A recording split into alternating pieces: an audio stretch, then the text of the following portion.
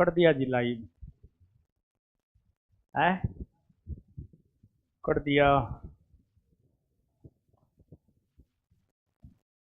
चलिए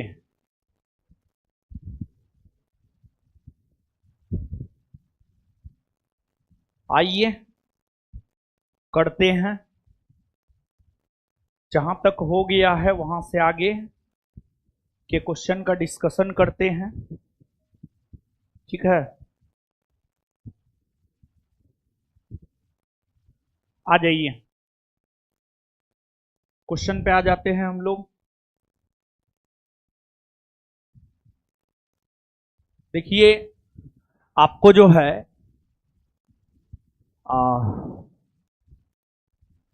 जनवरी 2025 से जून 2025 तक के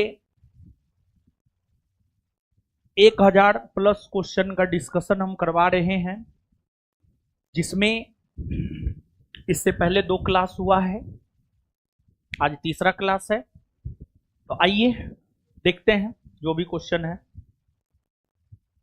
पहला क्वेश्चन है, किस तिथि को राष्ट्रीय मतदाता दिवस के रूप में मनाया जाता है? तो आप सब लोग को बताया गया है कि जो राष्ट्रीय मतदाता दिवस है 25 जनवरी को राष्ट्रीय मतदाता दिवस के रूप में मनाया जाता है। और 25 जनवरी को राष्ट्रीय मतदाता दिवस के रूप में इसलिए मनाया जाता है क्योंकि 25 जनवरी को 1950 ईस्वी में इलेक्शन कमीशन ऑफ इंडिया का गठन हुआ था। इसी वजह से हम लोगों ने 2025 में 25 जनवरी को जो राष्ट्रीय मतदाता दिवस के रूप में मनाए हैं, 2025 में जो 25 जनवरी को राष्ट्रीय मतदाता दिवस के रूप में मनाए हैं, उसका जो थीम है बाबू, उसका थीम क्या है? नथिंग लाइक वोटिंग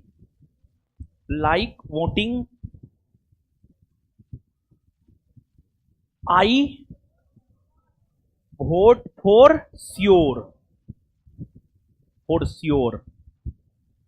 यानी मतदान से अच्छा कुछ भी नहीं है, मतदान से अच्छा कुछ भी नहीं है। हम अपना मतदान करके जो है अपने लोकतंत्र को सुरक्षित कर रहे हैं एक प्रकार से। इसका भावार्थ यही है। और सच में भारत जो कि एक लोकतांत्रिक देश है, और भारत जैसे लोकतांत्रिक देश में या किसी भी लोकतांत्रिक देश में जो है मतदान से बढ़कर कुछ भी नहीं होता है। जैसे आज अभी आपके लिए अगर देखा जाए, पढ़ाई से बढ़कर कुछ भी नहीं होना चाहिए, लेकिन सच ये है सबके नीचे पढ़ाई है, उसके ऊपर सब कुछ है, और सबसे ऊपर है मोबाइल चलाना, और सबसे अंतिम में पढ़ाई है। हाल ही में जारी ग्लोबल फायर पावर इंडेक्स 2025 में भारत किस स्थान पर रहा है? ग्लोबल फायर पावर इंडेक्स 2025 में भारत चौथा स्थान पर रहा है। पहला स्थान पर अगर देखा जाए तो यूएसए रहा है, दूसरा स्थान पर अगर देखा जाए तो रसिया रहा है, और तीसरा स्थान पर अगर देखा जाए तो चाइना रहा है। और चौथा स्थान पर जो है, तीसरा स्थान पर चाइना और चौथा स्थान पर देखा जाए तो अपना देश भारत रहा है। नेक्स्ट, 76वें गणतंत्र दिवस के अवसर पर किस देश के राष्ट्रपति प्रोबोवो सुबियांतो मुख्य अतिथि के रूप में मौजूद थे? इंडोनेशिया। हाल ही में किन्हें पद्म विभूषण पुरस्कार से सम्मानित किया गया है? देखिए बाबू ध्यान दीजिएगा, पद्म विभूषण पुरस्कार आप सब लोग जानते हैं भारत का जो सर्वोच्च पुरस्कार है, भारत का सर्वोच्च नागरिक पुरस्कार अगर देखा जाए तो भारत का सर्वोच्च नागरिक पुरस्कार है भारत रत्न पुरस्कार, जिसकी शुरुआत वर्ष 1954 ईस्वी से हुई है। भारत रत्न पुरस्कार के साथ साथ ही पद्म पुरस्कारों की भी शुरुआत हुई है। भारत रत्न पुरस्कार के साथ साथ ही जो है पद्म पुरस्कारों की शुरुआत हुई है, पद्म पुरस्कार। यानी पद्म पुरस्कार की शुरुआत भी 1954 ईस्वी से ही हुई है। अगर पद्म पुरस्कार की हम बात करें तो पद्म पुरस्कार के अंतर्गत पद्म विभूषण आता है, पद्म भूषण आता है और पद्म श्री आता है। पद्म श्री आता है। भारत का अगर सर्वोच्च नागरिक सम्मान देखा जाए तो भारत रत्न है। दूसरा सर्वोच्च नागरिक सम्मान अगर देखा जाए तो दूसरा सर्वोच्च नागरिक सम्मान पद्म विभूषण है। और तीसरा सर्वोच्च नागरिक सम्मान अगर देखा जाए तो तीसरा सर्वोच्च नागरिक सम्मान है पद्म भूषण। और चौथा सर्वोच्च नागरिक सम्मान अगर देखा जाए तो चौथा सर्वोच्च नागरिक सम्मान है पद्म श्री। पद्म श्री। जहां तक पद्म पुरस्कारों का सवाल है, सामान्य तौर पर एक वर्ष में 120 लोगों को पद्म पुरस्कार दिया जाता है। सामान्य तौर पर एक वर्ष में 120 लोगों को पद्म पुरस्कार दिया जाता है। लेकिन वो ब्रह्मा जी का लकीर नहीं है कि 121 नहीं हो सकता है, 122 नहीं हो सकता है, 122 भी हो सकता है, 121 भी हो सकता है। जैसे भारत रत्न को ही लेकर अगर देखा जाए तो भारत रत्न को ही लेकर जो है यह प्रावधान था कि एक वर्ष में अधिक से अधिक 3 लोगों को दिया जा सकता है। लेकिन जो सबसे लेटेस्ट भारत रत्न दिया गया है, सबसे लेटेस्ट भारत रत्न जो है 5 लोगों को दिया गया है। 5। जिन 5 लोगों को सबसे लेटेस्ट भारत रत्न दिया गया है उसमें नाम आता है चौधरी चरण सिंह का, उसमें नाम आता है पीबी नरसिम्हा राव का, उसमें नाम आता है कर्पूरी ठाकुर का, उसमें नाम आता है लालकृष्ण आडवाणी का और उसमें नाम आता है एम.एस. स्वामीनाथन का। इसमें एम.एस. स्वामीनाथन कृषि से रिलेटेड थे और भारत में हरित क्रांति कौन लाया? भारत में हरित क्रांति का जनक एम.एस. स्वामीनाथन को माना जाता है। और वही विश्व में हरित क्रांति का जनक नॉर्मन बोरलॉग। और अगर हरित क्रांति नहीं आता तो फिर जितनी तीव्र गति से जनसंख्या बढ़ रही है, इस जनसंख्या के पेट का पालन करना मुश्किल ही नहीं नामुमकिन हो जाता। तो बहुत अच्छा हुआ कि हरित क्रांति आ गया और हरित क्रांति के आने के वजह से ही इतना अधिक गेहूं चावल का उत्पादन हो जाता है कि लोगों को खाने के लिए अनाज मिल जाता है। अरे हरित क्रांति क्या है? हरित क्रांति कोई तोप थोड़े है यार। हरित क्रांति कोई तोप नहीं है, बल्कि हरित क्रांति में होता यह है कि उन्नत किस्म के बीज को खेत में बोया जाता है, उसको समय समय पर सिंचाई किया जाता है, रासायनिक उर्वरक का प्रयोग किया जाता है, मार्केटिंग का व्यवस्था किया जाता है। यही तो हरित क्रांति है। और हरित क्रांति है क्या?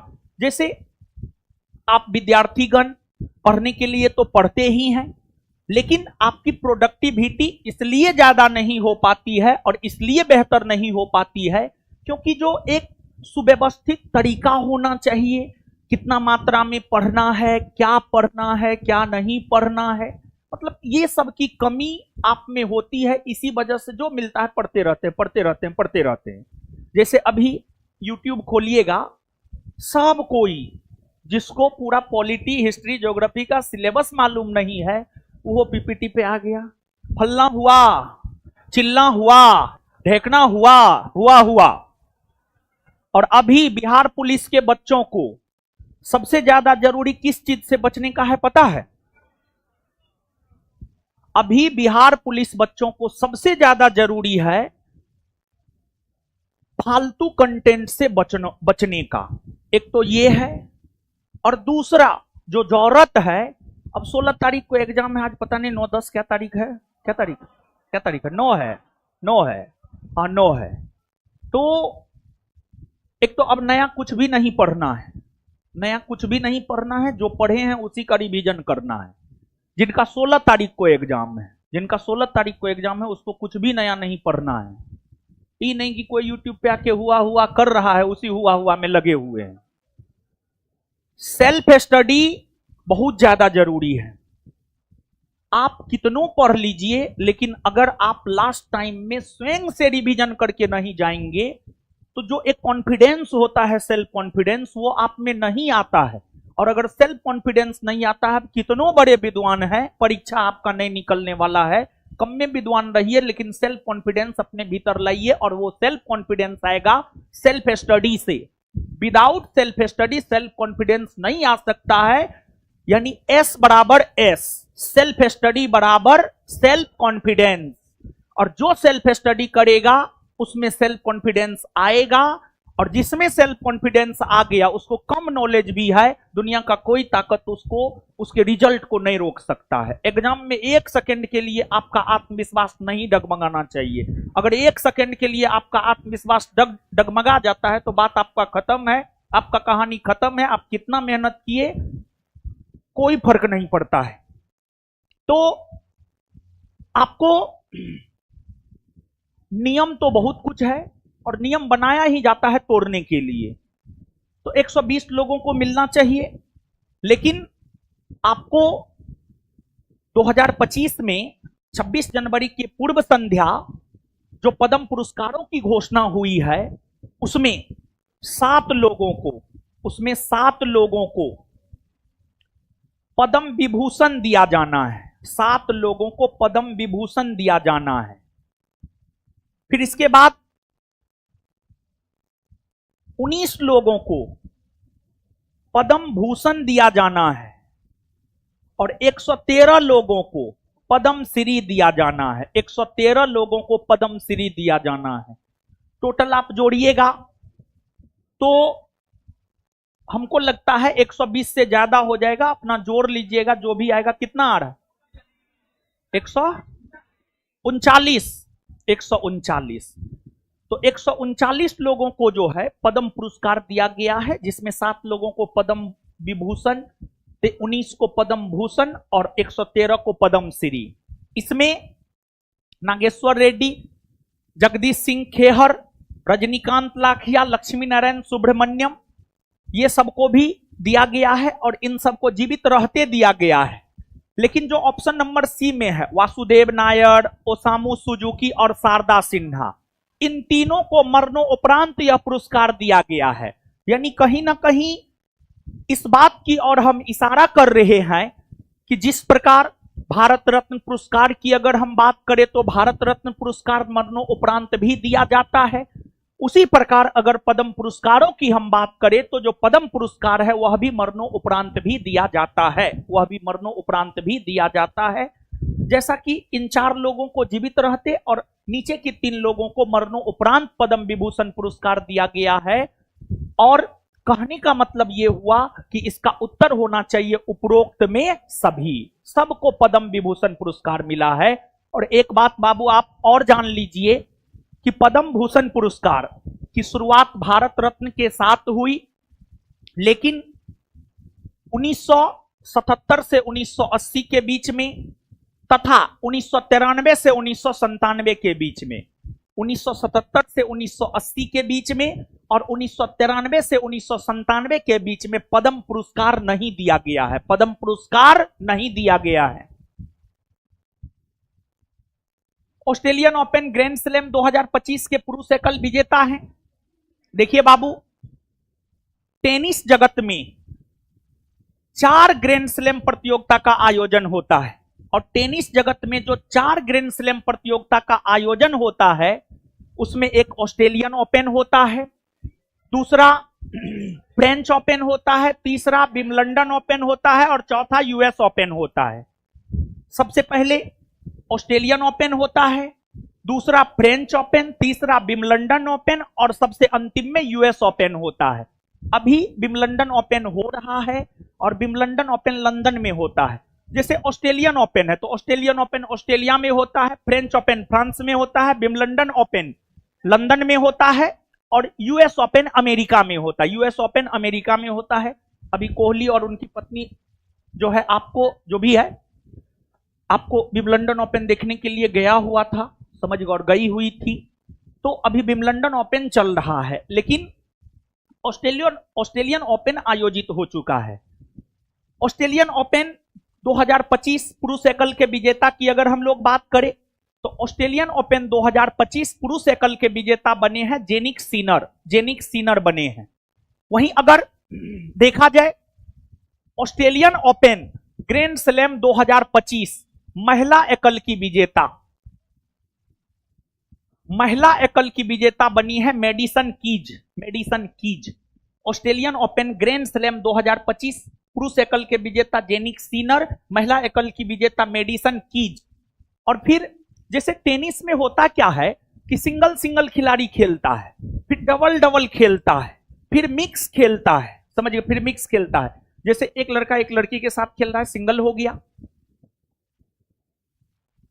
सॉरी, एक लड़की एक लड़की के साथ खेल रही है, सिंगल हो गया। दो लड़की के साथ खेल रही है, डबल हो गया। फिर एक लड़का एक लड़की एक तरफ है और एक लड़का एक लड़की दूसरे तरफ है, ये मिक्स हो गया। तो सिंगल ये है। फिर आपको हैरी, हेलियोवारा एवं हैंडी पेटर, ये ऑस्ट्रेलियन ओपन ग्रैंड स्लैम 2025 में पुरुष डबल्स का खिताब जीता है, पुरुष डबल्स का खिताब जीता है। और कैटरीना सिनियाकोवा एवं टेलर टाउनसेंड जो है ऑस्ट्रेलियन ओपन ग्रैंड स्लैम 2025 में महिला डबल्स का खिताब जीती है, महिला डबल्स का खिताब जीती है।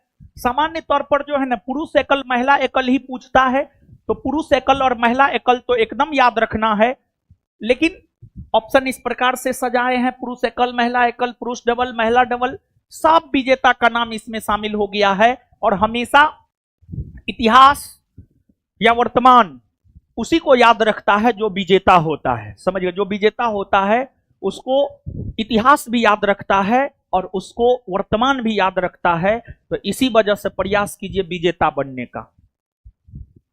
नीति आयोग ने जनवरी 2025 में वित्तीय स्वास्थ्य सूचकांक 2025 जारी किया है। इसमें शीर्ष पर रहा है, इसमें शीर्ष पर ओडिशा रहा है, दूसरा स्थान छत्तीसगढ़ का रहा है और तीसरा स्थान गोवा का रहा है। रिलायंस इंडस्ट्रीज कहां पर दुनिया का सबसे बड़ा डेटा सेंटर बनाने की घोषणा की है? दुनिया का सबसे बड़ा डेटा सेंटर बनाने की घोषणा रिलायंस इंडस्ट्रीज ने जामनगर में किया है, जामनगर। और जामनगर जो है आपको गुजरात में है, जामनगर गुजरात में है। और ये जो दुनिया का सबसे बड़ा डेटा सेंटर जामनगर में बनाया जा रहा है, इसका उद्देश्य क्या है बाबू पता है? भारत को तकनीकी में, टेक्नोलॉजी में आगे भारत को टेक्नोलॉजी में आगे बढ़ाना है। और एआई आ गया है, उसमें भी लोगों को, भारतीयों को प्रशिक्षित करना है। ये सब के उद्देश्य से ही जो है आपको खोला गया है। और जामनगर का जहां तक सवाल है, तेल रिफाइनरी के लिए याद किया जाता है जामनगर तेल रिफाइनरी गुजरात में है, कोयली तेल रिफाइनरी गुजरात में है। ये सब आपसे पूछा जाता है। लुनेज तेल रिफाइनरी गुजरात में है, समझ गए? तो ये सब बात आप याद रखिएगा। भारत अपनी पहली मानव संचालित पनडुब्बी लॉन्च करेगा। इसे कितनी गहराई तक ले जाने का लक्ष्य रखा गया है? इसे 6000 मीटर की गहराई तक ले जाने का लक्ष्य रखा गया है। और भारत अपनी पहली मानव संचालित पनडुब्बी जो लॉन्च किया है, जिसे 6000 मीटर की गहराई तक ले जाने का लक्ष्य रखा गया है, इस मिशन को नाम दिया गया है ओशन डीप नाम दिया गया है। और इसका लक्ष्य क्या है जानते हैं बाबू? इसका लक्ष्य है पानी में यानी जल में खनिज संसाधन को ढूंढना, जल में खनिज संसाधन को ढूंढना, जल के भीतर खनिज संसाधन को ढूंढना इसका उद्देश्य है। जनवरी 2025 में भारत के किन दो शहरों को आर्द्रभूमि शहरों की वैश्विक सूची में शामिल किया गया है? इंदौर और उदयपुर। इंदौर और उदयपुर को आर्द्रभूमि शहरों की वैश्विक सूची में शामिल किया गया है। डीपसीक एआई कंपनी के संस्थापक कौन है? डीपसीक एआई कंपनी जो है चीन की कंपनी है और इसके खोजकर्ता है लियान वेनफेंग। इसरो ने अपना 100वां मिशन सफलतापूर्वक लॉन्च किया है। इस रॉकेट का नाम क्या है? इंडियन स्पेस रिसर्च ऑर्गेनाइजेशन ने जो अपना 100वां मिशन सफलतापूर्वक लॉन्च किया है, इसका नाम है GSLV F-15। GSLV F-15 और GSLV F-15 को इसरो ने सतीश धवन अंतरिक्ष केंद्र से प्रक्षेपित किया है। सतीश धवन अंतरिक्ष केंद्र, सतीश धवन अंतरिक्ष केंद्र से, सतीश धवन अंतरिक्ष केंद्र से। और सतीश धवन अंतरिक्ष केंद्र की अगर हम बात करें तो ये श्रीहरिकोटा द्वीप पर है। ये श्रीहरिकोटा द्वीप पर है। और श्रीहरिकोटा द्वीप की अगर हम बात करें तो जो श्रीहरिकोटा द्वीप है, यह जो है बाबू आपको आंध्र प्रदेश में है। यह जो है बाबू आपको आंध्र प्रदेश में है। और जो श्रीहरिकोटा द्वीप है जो कि आंध्र प्रदेश में है, यह द्वीप पुलिकट झील को बंगाल की खाड़ी से अलग करता है। पुलिकट झील की अगर आप बात करेंगे तो पुलिकट झील एक ऐसा झील है जिसका विस्तार 2 राज्य में है, आंध्र प्रदेश और तमिलनाडु दोनों में है। पुलिकट झील को बंगाल की खाड़ी से अलग यही श्रीहरिकोटा द्वीप करता है। श्रीहरिकोटा द्वीप करता है। भारत ने उड़ीसा में आयोजित 18वें प्रवासी भारतीय दिवस सम्मेलन में किन्हें प्रवासी भारतीय सम्मान से सम्मानित किया है? क्रिस्टीन कार्ला कंगालू। क्रिस्टीन कार्ला कंगालू। 76वें गणतंत्र दिवस ने कर्तव्य पथ पर प्रदर्शित किस राज्य के झांकी को प्रथम स्थान मिला है? उत्तर प्रदेश। जनवरी 2025 में किस राज्य में 5 दिवसीय सांभर महोत्सव का आयोजन किया गया है? देखिए, ये कंसेप्ट के आधार पर भी आप बना सकते हैं। एक सांभर झील है और सांभर झील जो है नमकीन पानी का झील है, तो सांभर झील का संबंध कहीं ना कहीं राजस्थान से है। तो जो सांभर महोत्सव है, सांभर महोत्सव जो है आपको राजस्थान में ही मनाया गया है, राजस्थान। और जैसे सांभर झील के बारे में आपने जाना है, तो उसी प्रकार से मानचित्र सबने लगाया है। इसके बाद जैसे कुछ झील के बारे में हम आपसे पूछ रहे हैं, आप फटाफट जवाब दीजिए। डल झील कहाँ है? बुलर झील कहाँ है? नागिन झील कहाँ है? शेषनाग झील कहाँ है? देखिए, डल, बुलर, नागिन, शेषनाग, ये सब जम्मू कश्मीर में है। सोमोरिरी झील कहाँ है? लद्दाख। कहाँ है? लद्दाख में है। चिल्का झील कहाँ है? ओडिशा में है। चिल्का झील ओडिशा में। चलिए, पुलिकट झील कहाँ है? आंध्र प्रदेश में। आंध्र प्रदेश तमिलनाडु दोनों के सीमा पर है। इसके बाद जो है कोलेरू झील कहाँ है? आंध्र प्रदेश। आंध्र प्रदेश में। भोज झील कहाँ है? भोज झील, तवा झील, ये सब मध्य प्रदेश, मध्य प्रदेश में। कहाँ है? मध्य प्रदेश में है। इसके बाद जो है आपको और भी अनेकों झील है। जैसे आपको पेरियार झील कहाँ है?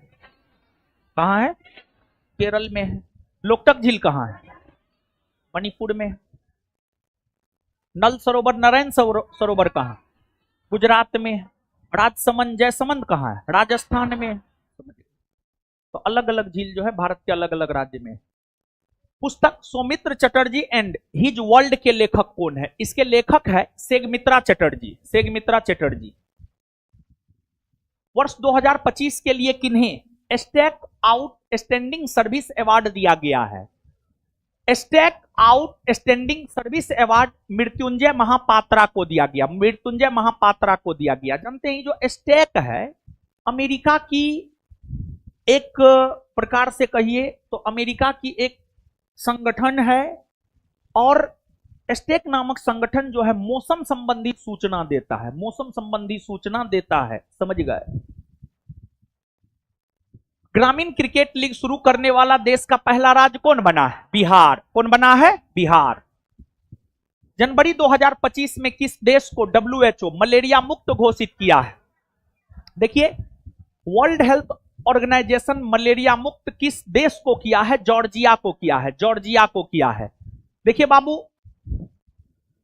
किसी देश को WHO मलेरिया मुक्त तब घोषित करता है जब लगातार 3 वर्षों तक उस देश में मलेरिया का कोई केस नहीं आता है। तब जो है आपको WHO उस देश को मलेरिया मुक्त घोषित कर देता है और जॉर्जिया विश्व का 45वां देश बना जिसे मलेरिया मुक्त घोषित किया गया है। और जहां तक भारत का सवाल है, भारत ने लक्ष्य बनाया है 2030, 2027, 2030, 2030 आगे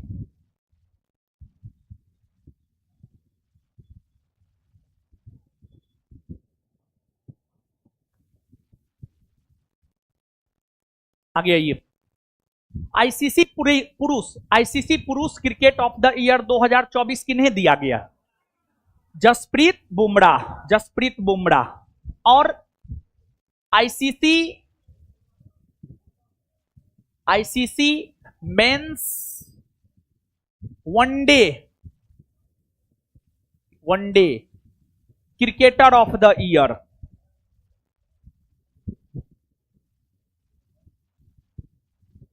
ICC men's one day cricketer of the year का पुरस्कार जो है अजमतुल्लाह उमरजान को दिया गया है। अफगानिस्तान का क्रिकेटर है ये। ICC men's one day cricketer of the year 2024 का पुरस्कार जो है अजमतुल्लाह उमरजान को दिया गया है, जो कि अफगानिस्तान का क्रिकेटर है। आईसीसी महिला क्रिकेटर ऑफ द ईयर 2024 किसे दिया गया है? मेली केरी को दिया गया है। ये ऑस्ट्रेलिया की है। और आईसीसी महिला one day cricketer of the year का अवार्ड 2024 का अगर देखा जाए तो यह स्मृति मंधाना को दिया गया है, भारत की है। आईसीसी महिला one day cricketer of the year 2024 Smriti Mandhana. Bharat सरकार 2030 तक कुल कितने भौगोलिक संकेतक जीआई टैग हासिल करने का लक्ष्य रखा है? 10,000। और एक बात आप जानिए, भारत में सर्वप्रथम जिस वस्तु को जीआई टैग दिया गया था वह वस्तु था दार्जिलिंग चाय। जनवरी 2025 में 12 साल बाद नामदफा राष्ट्रीय उद्यान में हाथी देखा गया है। यह उद्यान किस राज्य में है? यह उद्यान अगर देखा जाए तो अरुणाचल प्रदेश में है। अब आप देखिएगा, भारत की बात करेंगे तो भारत में जो है सैकड़ों की संख्या में नेशनल पार्क है। जैसे एग्जाम्पल के तौर पर जो है कुछ नेशनल पार्क की चर्चा हम कर देते हैं जो कि महत्वपूर्ण है। जैसे कि एक है हेमिस नेशनल पार्क लद्दाख में है। फिर एक है Kishtwar national park, Dachigam national park. तो डाचीग्राम और किश्तवाड़ नेशनल पार्क जो है आपको जम्मू कश्मीर में है। फिर एक है ग्रेट हिमालयन नेशनल पार्क, ये हिमाचल प्रदेश में है। फिर है वैली ऑफ फ्लावर्स यानी राजाओं की घाटी, वैली ऑफ फ्लावर्स यानी फूलों की घाटी राष्ट्रीय उद्यान हो गया। जिम कार्बेट राष्ट्रीय उद्यान हो गया। नंदा देवी राष्ट्रीय उद्यान हो गया। ये सब राष्ट्रीय उद्यान उत्तराखंड में है। कहां है? उत्तराखंड में है। और भारत का जो पहला नेशनल पार्क है वह जिम कार्बेट नेशनल पार्क है, जो कि उत्तराखंड में है, जिसे हेली नेशनल पार्क के नाम से भी जाना जाता था। लेकिन इस नेशनल पार्क से होकर रामगंगा नदी गुजरती है, जो कि गंगा की सहायक नदी है। तो अब आज के डेट में जो जिम कार्बेट नेशनल पार्क या हेली नेशनल पार्क है उसे रामगंगा नेशनल पार्क के नाम से जाना जाता है। और रामगंगा तो गंगा की सहायक नदी है ही। रामगंगा के अलावे जो है गंगा की और भी कई सारी सहायक नदियां हैं।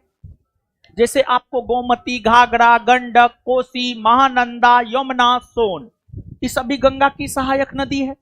फिर सिंधु की सहायक नदी झेलम, चिनाब, रावी, ब्यास, सतलज। फिर ब्रह्मपुत्र की सहायक नदी की अगर आप बात करेंगे, मानस, कामेंग, दिहांग, दिबांग, धनसिरी, पगलादिया, ये सब जो है ब्रह्मपुत्र की सहायक नदी है। फिर गोदावरी की सहायक नदी की अगर आप बात करेंगे, पेनगंगा, वैनगंगा, इंद्रावती, ये सब गोदावरी की सहायक नदी है। समझ गए? तो आपको इसके अलावे कृष्णा, कृष्णा की सहायक नदी की अगर आप बात करेंगे, मूसी किसकी सहायक नदी? कृष्णा की। और उसके अलावा तुंगभद्रा किसकी सहायक नदी? कृष्णा की। हाँ ठीक है, घाट प्रभा, माल प्रभा, ये सब कृष्णा की सहायक नदी है। इसके बाद और संग, तबा, बंजर, शेर किसकी सहायक नदी है? नर्मदा की सहायक नदी है। और नर्मदा और सोन ऐसी नदी है जो कि डेल्टा नहीं बनाती है बल्कि एस्चुअरी का निर्माण करती है। आगे इसके बाद दुधवा नेशनल पार्क उत्तराखंड में है, फिर वाल्मीकि बिहार में है, वाल्मीकि बिहार में है, कंचनजंगा सिक्किम में है, नामदफा अरुणाचल प्रदेश में है, काजीरंगा असम में है, किबुल लामजाओ, किबुल लामजाओ मणिपुर में है, मणिपुर में है। इसके अलावे अगर देखा जाए तो मानस भी असम में ही है, मानस भी असम में ही है। फिर इसके बाद जो है saddle peak national park Andaman Nicobar द्वीप समूह में है, महात्मा गांधी नेशनल पार्क अंडमान निकोबार द्वीप समूह में है, रानी लक्ष्मीबाई नेशनल पार्क अंडमान निकोबार द्वीप समूह में है, south Button national park Andaman Nicobar द्वीप समूह में है। फिर आपको सरिस्का हो गया, रणथंभौर हो गया, ग्रेट डेजर्ट हो गया, ये सब जो है ये सब राष्ट्रीय उद्यान कहाँ है? राजस्थान में। फिर कच्छ का रण हो गया, गिर हो गया, ये सब नेशनल पार्क जो है कहाँ है? गुजरात में। फिर सतपुड़ा हो गया, ये कहाँ है? मध्य प्रदेश में। पेंच हो गया, कान्हा हो गया, बांधवगढ़ हो गया, ये सब कहाँ है? मध्य प्रदेश में। कहाँ है? मध्य प्रदेश। संजय गांधी नेशनल पार्क महाराष्ट्र में है। फिर मोलेन नेशनल पार्क और महावीर नेशनल पार्क ये जो है आपको गोवा में है। और एगो है मुरलेन नेशनल पार्क या फबंगपाई नेशनल, फबंगपाई नीला पर्वत नेशनल पार्क, ये सब मिजोरम में है। कहाँ है? मिजोरम में।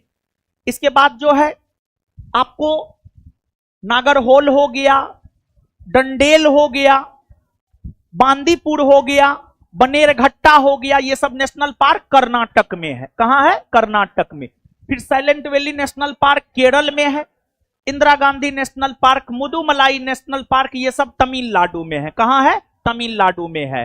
इंद्रावती नेशनल पार्क जो है आपको छत्तीसगढ़ में है।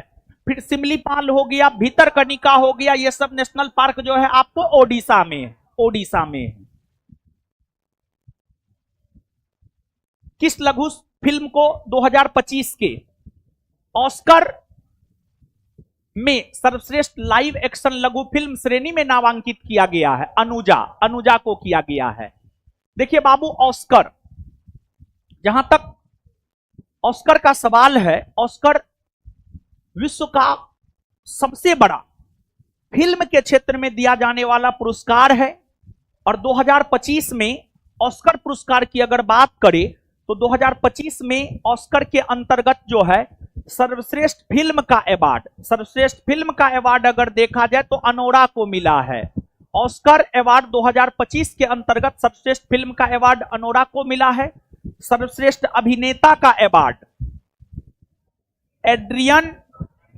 एड्रियन ब्राडी को मिला है। और सर्वश्रेष्ठ अभिनेत्री का अवार्ड अगर देखा जाए, किसको मिला है?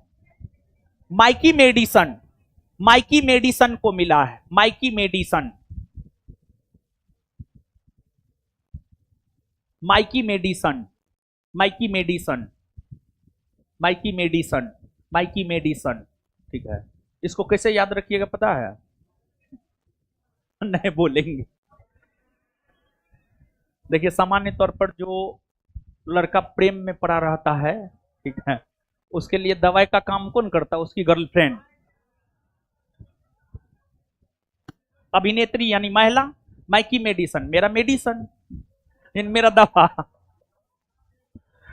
चर्चा में रहा नेटून थिबू द्वीप किस देश के अंतर्गत आता है? श्रीलंका। श्रीलंका। बिहार सरकार ने खेल विश्वविद्यालय राजगीर का पहला कुलपति किन्हें नियुक्त किया है? एक तो एक क्वेश्चन में ही एक क्वेश्चन है कि बिहार का पहला खेल विश्वविद्यालय कहां खोला गया है? राजगीर में। और राजगीर में जो बिहार का पहला खेल विश्वविद्यालय खोला गया है, उसका कुलपति बनाया गया है शिशिर सिन्हा को। वर्ष 2025 में भारत का पहला यूनिकॉर्न कंपनी कौन बना है? जसपे। जसपे बना है। देखिए, यूनिकॉर्न कंपनी किस कंपनी को कहा जाता है जानते हैं बाबू? वैसी निजी स्वामित्व वाली कंपनी, वैसी निजी स्वामित्व वाली कंपनी जिसका मूल्य 1 बिलियन से अधिक हो, 1 बिलियन से अधिक हो, 1 बिलियन से अधिक हो, निजी स्वामित्व वाली यानी प्राइवेट कंपनी। वैसी प्राइवेट कंपनी जिसका मार्केट वैल्यू जो है 1 बिलियन से अधिक हो, वही यूनिकॉर्न कंपनी कहलाती है। और 2025 में भारत का पहला यूनिकॉर्न कंपनी बनी है जसपे। 30-31 जनवरी 2025 के बीच कहां पर राष्ट्रीय सुशासन सम्मेलन का आयोजन किया गया है? राष्ट्रीय सुशासन सम्मेलन का आयोजन गांधीनगर में किया गया है। भारतीय सस्टेनेबल नेचुरल रबर पहल का उद्घाटन कहां किया गया है? केरल के कोट्टायम में, केरल के कोट्टायम में किया गया है। FIDE फाइड शतरंज विश्व कप 2025 का आयोजन किस देश में होगा? भारत। सम्मान संजीवनी ऐप को किसने लॉन्च किया है? हरियाणा। किस राज्य ने आपदा चेतावनी कवचम को लॉन्च किया है? आपदा चेतावनी कवचम को लॉन्च किया है केरल। चर्चा में रही दुर्लभ उमा महेश्वर मूर्ति की खोज किस राज्य में की गई है? उमा महेश्वर मूर्ति की खोज कर्नाटक में की गई है, कर्नाटक के उडुपी जिला में, उडुपी जिला में, कर्नाटक के उडुपी जिला में। और यह जो मूर्ति है, यह मूर्ति भगवान शिव की मूर्ति है, भगवान शिव और उनकी अर्धांगिनी पार्वती की मूर्ति है। और यह मूर्ति पंच धातु से बना हुआ है। 5 प्रकार के धातुओं को मिला करके जो है इस मूर्ति का निर्माण जो है आपको किया गया है। और एक बात जानिए बाबू आप कि कर्नाटक दक्षिण भारत में है। दक्षिण भारत में चोल वंश, पल्लव वंश, चेर वंश, पांड्य वंश, राष्ट्रकूट वंश, चालुक्य वंश का शासन रहा है। जब आप इन राजवंशों को पढ़ेंगे तो इन राजवंशों में सबसे शक्तिशाली चोल वंश रहा है। और चोलों की अगर आप बात करेंगे तो अधिकतर चोल शासक जो है शैव धर्म को माना करता था। और चोल शासक शैव धर्म को माना करता था, भगवान शिव की आराधना किया करता था। और भगवान शिव के सम्मान में दक्षिण भारतीय राजाओं के द्वारा भगवान शिव का बड़ा बड़ा मंदिर बनाया गया था, जिसमें चोल राजवंश के राजा राजराज प्रथम के द्वारा अपनी राजधानी तंजौर में एक बृहदेश्वर शिव मंदिर का निर्माण करवाया गया था, जिस बृहदेश्वर शिव मंदिर को पर्सी ब्राउन नामक इतिहासकार ने भारतीय वास्तुकला का निकष कहा है, भारतीय वास्तुकला का निकष कहा है। रक्षा मंत्री राजनाथ सिंह ने किस युद्ध क्षेत्र निगरानी प्रणाली का अनावरण किया है? संजय युद्ध क्षेत्र निगरानी प्रणाली। रक्षा मंत्री ने संजय नामक युद्ध क्षेत्र निगरानी प्रणाली का जो है अनावरण किया है। एक बात बताइए बाबू, महाभारत का जो युद्ध हो रहा था, धृतराष्ट्र तो अंधा था, तो धृतराष्ट्र को महाभारत के युद्ध में होने वाली घटनाओं से कौन अवगत करवाता? संजय अवगत करवाता था? नहीं अवगत करवाता था। तो वही कंसेप्ट है। देखिए, जो बीजेपी है, बीजेपी का मदर संगठन आरएसएस है, और आरएसएस हिंदुत्ववादी संगठन है। बीजेपी के क्रियाकलाप का अगर आप थोड़ा अध्ययन करेंगे तो हिंदुत्ववादी विचारधाराओं का समागम उसमें आपको देखने को मिलेगा। समझ गए? तो संजय, किस संस्था ने आई स्पॉट पोर्टल लॉन्च किया है? सेबी ने आई स्पॉट पोर्टल लॉन्च किया है। सेबी की स्थापना 1988 में हुई है। आरबीआई भारत का केंद्रीय बैंक है, यह 1935 में स्थापित हुआ है। नीति आयोग का गठन योजना आयोग के स्थान पर 1 जनवरी 2015 को हुआ है, और एनसीईआरटी का गठन 1961 में हुआ है। 30 जनवरी 2025 को केंद्र सरकार ने नेशनल क्रिटिकल मिनरल मिशन को मंजूरी दी है। इसके लिए कितना बजट आवंटित किया गया है? इसके लिए 16,300 करोड़ 16,300 करोड़ की राशि आवंटित की गई है। किस देश ने वर्ष 2025 को समुदाय का वर्ष घोषित किया है? यूएई, संयुक्त अरब अमीरात ने वर्ष 2025 को समुदाय का वर्ष घोषित किया है। और जो समुदाय का वर्ष घोषित किया है, इसका थीम यूएई ने रखा है हाथ में हाथ, हाथ में हाथ, हाथ में हाथ। और ये जो यूएई ने समुदाय का वर्ष 2025 को घोषित किया है, इसका उद्देश्य है लोगों में समानता के भाव का विकास करना, लोगों में आपसी सामंजस्य बनाना, लोगों में आपसी सामंजस्य बनाना। चर्चा में रहा छठा अंतर्राष्ट्रीय बाजरा महोत्सव का आयोजन कहां किया गया है? बेंगलुरु में किया गया, बेंगलुरु। जानते हैं बाबू, बाजरा, बाजरा क्या है पता है? मोटा अनाज है। बाजरा मोटा अनाज है। ज्वार, बाजरा, मक्का, ये सब मोटा अनाज है। और मोटा अनाज जो है स्वास्थ्य के लिए लाभदायक होता है। और भारत ने वर्ष 2018 को मोटे अनाज का वर्ष घोषित किया था। सुनिए, भारत ने 2018 को, और यूएनओ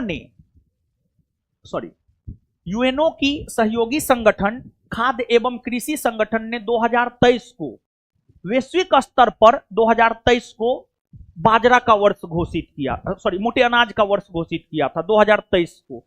वैश्विक स्तर पर मोटे अनाज का वर्ष 2023, अब भारत 2018, समझ गए?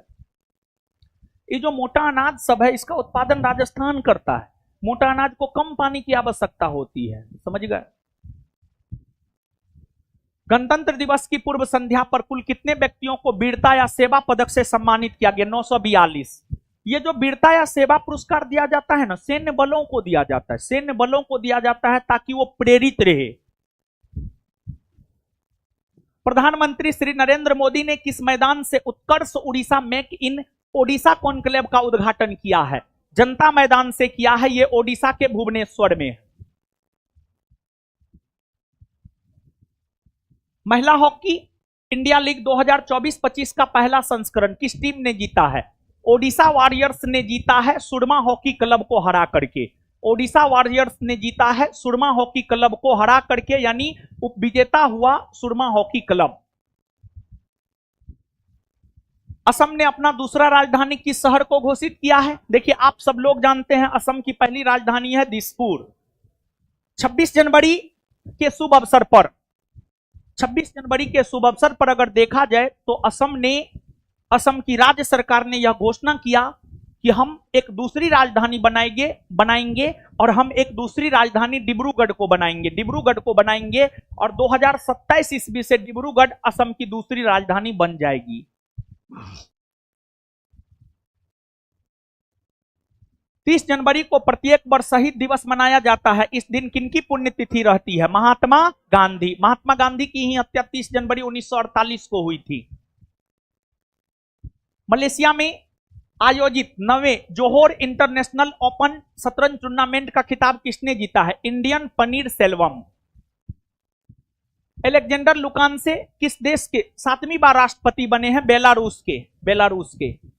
Doctor KM. चेरियन का 25 जनवरी को निधन हो गया। उनका संबंध था हृदय रोग विशेषज्ञ थे वे। भारत ने किस देश से अपनी सीमा पर सीमा सुरक्षा बल के माध्यम से ऑपरेशन अलर्ट सर्द हवा शुरू किया है? देखिए, सुनिए, हुआ क्या था जानते हैं? बीएसएफ, एक तो बीएसएफ बॉर्डर सिक्योरिटी फोर्स, इसका गठन 1965 में हुआ है। 1965 में जानते हैं आपको 1999 का जो कारगिल युद्ध हुआ था, 1999 का जो कारगिल युद्ध हुआ था, उसमें हुआ यह था कि ठंड पड़ने के वजह से भारतीय सैनिक जो है ऊंचाई से नीचे आ गए। तो पाकिस्तानी सेनाओं को पता चला, तो पाकिस्तानी सेना जो है भारतीय क्षेत्र को अपने अधीन कर लिया। और फिर जब आगे चल करके हुआ, ये गर्मी का मौसम आया, तो फिर बकरी चराने वाला सब, बकरी भेड़ चराने वाला सब जो है, जब पहाड़ पे गया तो देखा कि भारतीय भूभाग में भी पाकिस्तानी आ गया था। तो इसके बाद जो है भारतीय भूभाग से पाकिस्तानी सैनिकों को खदेड़ने के लिए ही जो है भारत की सेना और पाकिस्तान की सेना के बीच 1999 ईस्वी में कारगिल युद्ध हुआ था। और कारगिल युद्ध के समय प्रधानमंत्री अटल बिहारी वाजपेयी थे, वे कहे थे कि अगर हम सामान्य दिनों में पसीना बहाते तो आज हमें खून बहाने की जरूरत नहीं होती। मतलब यहां से हम आपको ये बात बोलना चाह रहे हैं, डेली पढ़िए, ये नहीं कि अभी परीक्षा न है तो एकदम मस्ती में घूम रहे हैं रोड पे, अब परीक्षा आएगा तो है बाप करेंगे। तो वैसा विद्यार्थी का रिजल्ट नहीं होता है। जरूरी नहीं है कि 16 घंटा पढ़ना, 18 घंटा पढ़ना है, 12 घंटा पढ़ना है ना, 4 घंटा पढ़ना है, लेकिन डेली पढ़ना है, जरूरी ये है। समझ गए ना? तो बीएसएफ की स्थापना 1965 में हुई है। और पाकिस्तान तो आप जानबे करते हैं किस प्रकृति का देश है। और अभी पाकिस्तान अमेरिका का चाटुकार बन के बैठा हुआ है। समझ गए?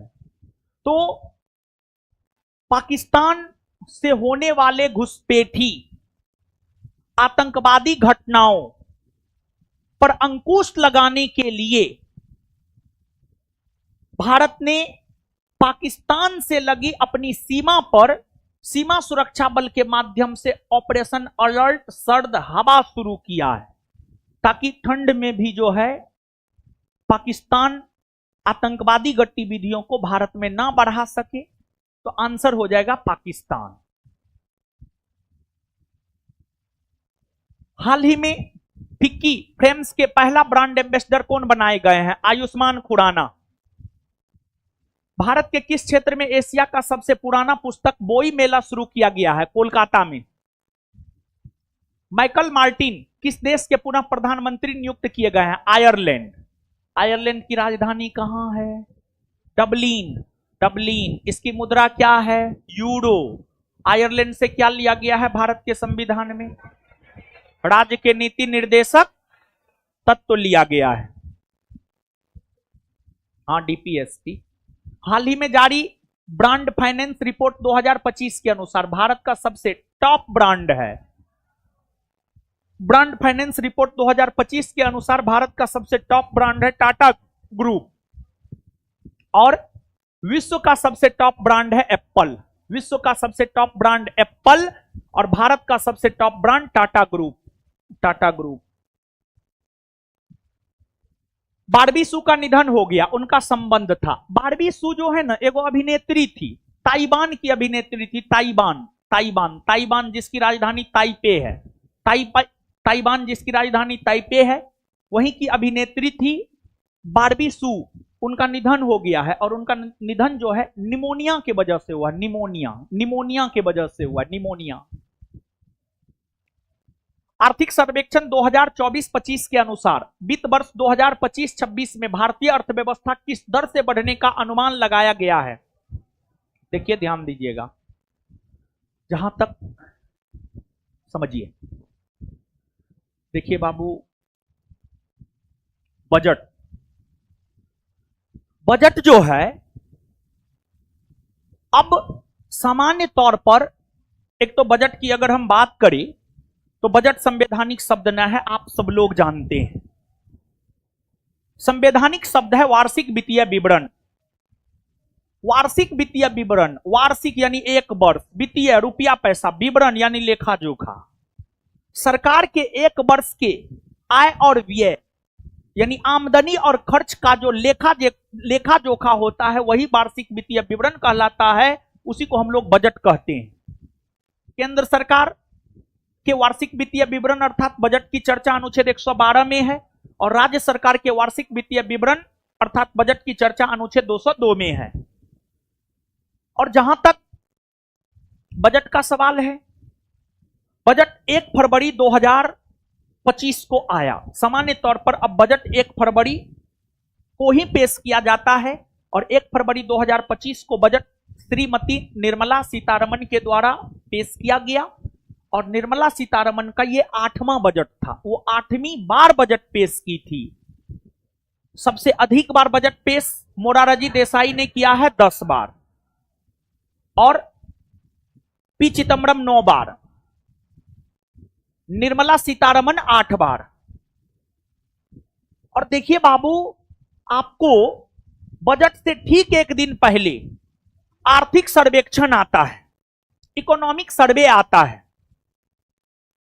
और जो इकोनॉमिक सर्वे है, इकोनॉमिक सर्वे हमें यह बतलाता है कि पिछले वित्त वर्ष में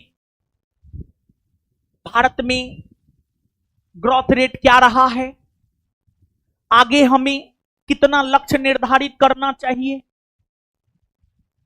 तो अभी वर्तमान में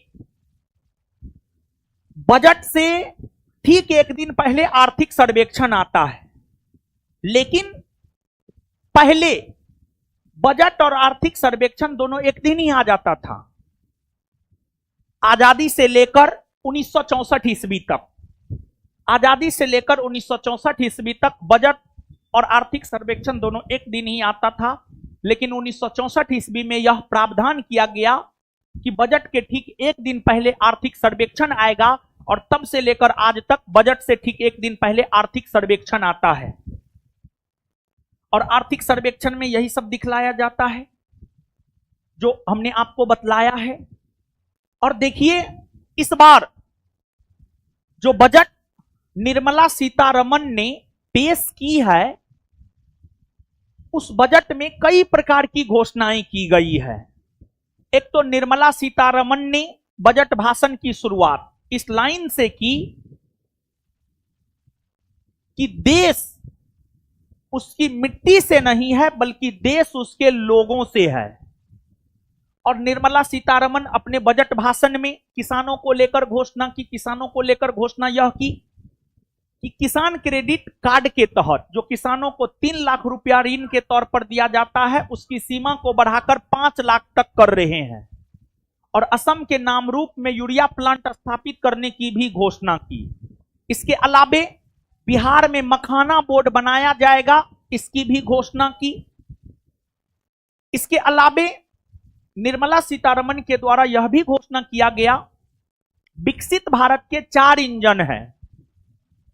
भारत ने जो लक्ष्य रखा है 2047 ईस्वी तक भारत को विकसित राष्ट्र बना देंगे, उसके 4 इंजन निर्मला सीतारमण ने बतलाई है। पहला इंजन कृषि, दूसरा एमएसएमई, तीसरा निवेश, चौथा निर्यात। ये विकास के 4 इंजन जो है निर्मला सीतारमण के द्वारा बतलाया गया है। और आपको जो आर्थिक सर्वेक्षण तैयार किया गया है भारत के मुख्य आर्थिक सलाहकार के द्वारा जो है आर्थिक सर्वेक्षण तैयार किया गया था। और भारत के मुख्य आर्थिक सलाहकार की अगर हम लोग बात करें तो भारत के मुख्य आर्थिक सलाहकार थे वी अनंथा नागेश्वरम। भारत के मुख्य आर्थिक सलाहकार की अगर आप बात करेंगे तो भारत के जो मुख्य, याद रखिएगा, ये मुख्य आर्थिक सलाहकार थे, मुख्य आर्थिक सलाहकार आपको वी अनंथा नागेश्वरम, यही है भारत के मुख्य आर्थिक सलाहकार, समझे बाबू। तो आर्थिक सर्वेक्षण 2024-25 के अनुसार वित्त वर्ष 2025-26 में भारतीय अर्थव्यवस्था किस दर से बढ़ने का अनुमान लगाया गया है? 6.3% से 6.8%, 6.3% से 6.8%।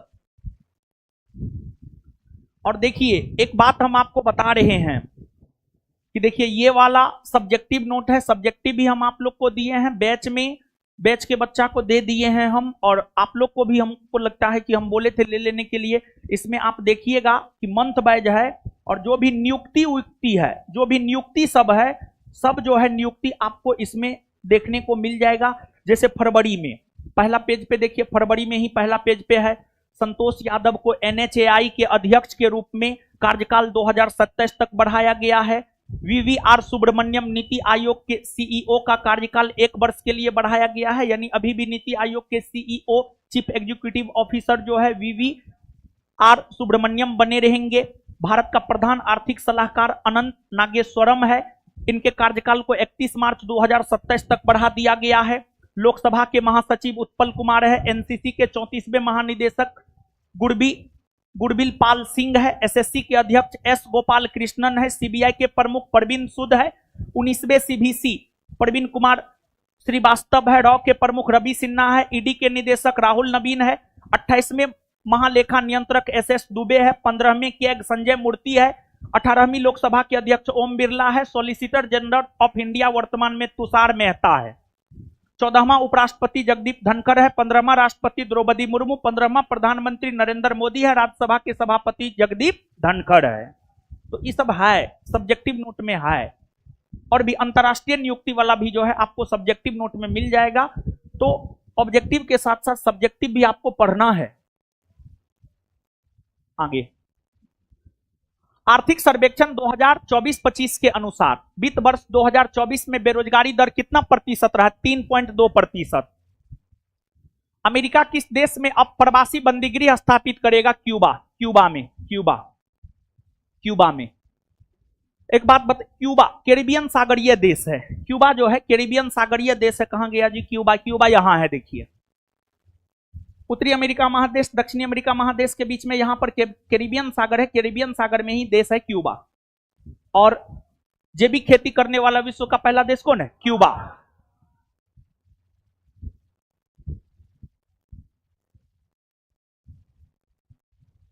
शास्त्रीय संगीत कार्यक्रम हरकंठ में भारत कहां शुरू किया गया है? शास्त्रीय संगीत कार्यक्रम हरकंठ में भारत ये शुरू किया गया है नई दिल्ली में। और इस कार्यक्रम की शुरुआत भारत सरकार के संस्कृति मंत्रालय ने किया है। भारत सरकार के संस्कृति मंत्रालय ने किया है। भारत सरकार के संस्कृति मंत्रालय ने किया है। और स्वाभाविक सी बात है, अगर आप भारत के नागरिक हैं तो आपके कंठ में, आपके मुंह में भारत तो होना ही चाहिए, क्योंकि इसी देश की मिट्टी में आप पले बढ़े हैं। उसी मिट्टी को उपजा करके आप खाते हैं, तो होना ही चाहिए। बहुत बढ़िया कार्यक्रम है। उच्च रक्तचाप से निपटने के लिए, यानी हाई ब्लड प्रेशर से निपटने के लिए किसने पोटेशियम युक्त नमक को एक विकल्प के रूप में सिफारिश किया है? यानी अगर कोई हाई ब्लड प्रेशर का पेशेंट है, उसको पोटेशियम युक्त नमक खाना चाहिए।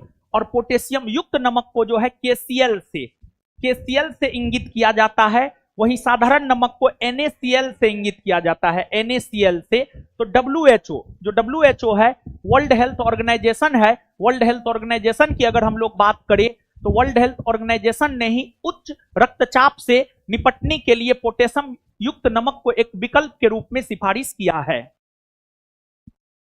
वित्त वर्ष 2025-26 के लिए जारी बजट का आकार कितना बड़ा है?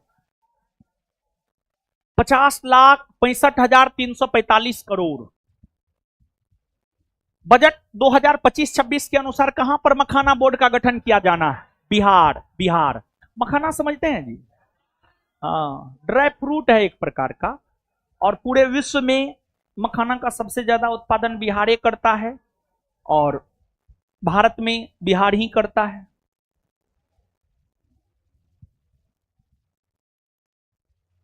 बजट 2025-26 के अनुसार बीमा क्षेत्र में एफडीआई की सीमा बढ़ाकर कितना प्रतिशत कर दिया गया? 100%।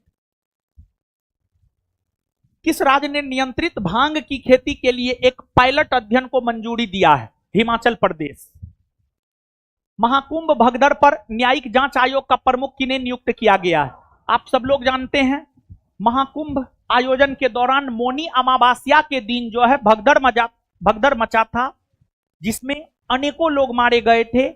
उसकी जांच को लेकर जो है इलाहाबाद हाईकोर्ट के न्यायाधीश, सेवानिवृत्त न्यायाधीश न्यायमूर्ति हर्ष कुमार की अध्यक्षता में जो है एक जांच आयोग गठित किया गया था। किस कंपनी ने भारत की पहली हाइड्रोजन ट्रांसपोर्ट विकसित की है? टाटा स्टील कंपनी ने। 2 फरवरी को कौन सा दिवस मनाया जाता है? 2 फरवरी को विश्व आर्द्र भूमि दिवस मनाया जाता है। 2 फरवरी को विश्व आर्द्र भूमि दिवस मनाया जाता है। देखिए, ध्यान दीजिएगा बाबू, आपको जहां तक आर्द्र भूमि का सवाल है, वैसी भूमि जिसमें आर्द्र गुण और शुष्क गुण, दोनों प्रकार के गुण मौजूद हो, वही आर्द्र भूमि के अंतर्गत आता है। और आर्द्र भूमि जैव विविधता को आगे बढ़ाता है, और जैव विविधता पर्यावरणीय संतुलन के लिए जरूरी है। तो आर्द्र भूमि को संरक्षण देने को लेकर ईरान के रामसर नामक शहर में 1971 ईस्वी में एक कन्वेंशन हुआ, एक सम्मेलन हुआ, जिसे रामसर सम्मेलन या रामसर कन्वेंशन कहा जाता है। और उसी में यह निर्णय लिया गया कि आर्द्र भूमियों को संरक्षण प्रदान किया जाएगा, क्योंकि आर्द्र भूमि मानव के लिए जरूरी है। और आर्द्र भूमि के प्रति लोगों को जागरूक करने के लिए विश्व आर्द्र भूमि दिवस 2 फरवरी को मनाया जाता है। इसके अलावे अगर आप देखेंगे तो वर्तमान में रामसर साइट्स में भारत के टोटल 91 स्थल शामिल है। जून 2025 तक 91 स्थल रामसर साइट्स में शामिल है। और सबसे ज्यादा तमिलनाडु के 20 स्थल रामसर साइट्स में शामिल है। बिहार के भी 3 स्थल रामसर साइट्स में शामिल है। बेगूसराय का कांवरताल झील, जमुई का नागी पक्षी अभयारण्य और नकटी पक्षी अभयारण्य, ये तीनों बिहार के स्थल है जो रामसर साइट्स में शामिल है। तो इसके अलावे अगर देखा जाए तो जिस प्रकार हम लोग 2 फरवरी को विश्व आर्द्र भूमि दिवस के रूप में मनाते हैं, उसी प्रकार अगर देखा जाए तो 4 फरवरी को जो है विश्व कैंसर दिवस के रूप में मनाया जाता है। विश्व कैंसर दिवस 4 फरवरी को विश्व कैंसर दिवस के रूप में मनाया जाता है। और फिर इसके बाद अगर देखा जाए तो 4 फरवरी के बाद जो है आपको 12 फरवरी होगा। और 12 फरवरी की अगर आप बात करेंगे तो जो 12 फरवरी है, 12 फरवरी को राष्ट्रीय उत्पादकता दिवस के रूप में मनाया जाता है। 12 फरवरी है, 12 फरवरी की अगर हम बात करें तो 12 फरवरी को राष्ट्रीय उत्पादकता दिवस के रूप में मनाया जाता है। फिर इसके बाद 13 फरवरी की अगर हम बात करें तो विश्व रेडियो दिवस के रूप में मनाया जाता है। विश्व रेडियो दिवस के रूप में मनाया जाता है। और इसके अलावे जो है 21 फरवरी की अगर आप बात करेंगे तो जो 21 फरवरी है अंतर्राष्ट्रीय मातृभाषा दिवस के रूप में मनाया जाता है। और फिर इसके बाद जो है 24 फरवरी है, 24 फरवरी, फिर 28 फरवरी है। 24 फरवरी की अगर आप बात करेंगे तो 24 फरवरी को जो है केंद्रीय उत्पाद शुल्क दिवस के रूप में मनाया जाता है। केंद्रीय उत्पाद शुल्क दिवस के रूप में मनाया जाता है। और जो 28 फरवरी है इसे राष्ट्रीय विज्ञान दिवस के रूप में मनाया जाता है। राष्ट्रीय विज्ञान दिवस के रूप में मनाया जाता है। और एगो दिवस फरवरी में छूट गया, 14 फरवरी, वो तो आप लोग को यादें रहता है क्या? याद रखिएगा ये सब। चलिए तो आइए, विश्व आर्द्र भूमि दिवस कब मनाया जाता है? विश्व कैंसर दिवस, राष्ट्रीय उत्पादकता दिवस, विश्व रेडियो दिवस, अंतर्राष्ट्रीय मातृभाषा दिवस, केंद्रीय उत्पाद शुल्क दिवस, राष्ट्रीय विज्ञान दिवस। फरवरी 2025 में 4 नए रामसर साइट्स जोड़े गए हैं। ये हैं सक्करकोटई पक्षी अभयारण्य, हाँ, थेरथेंगल पक्षी अभयारण्य, हाँ, खेचोपल्ली वेटलैंड, हाँ, उधवा झील, हाँ, उपरोक्त सभी।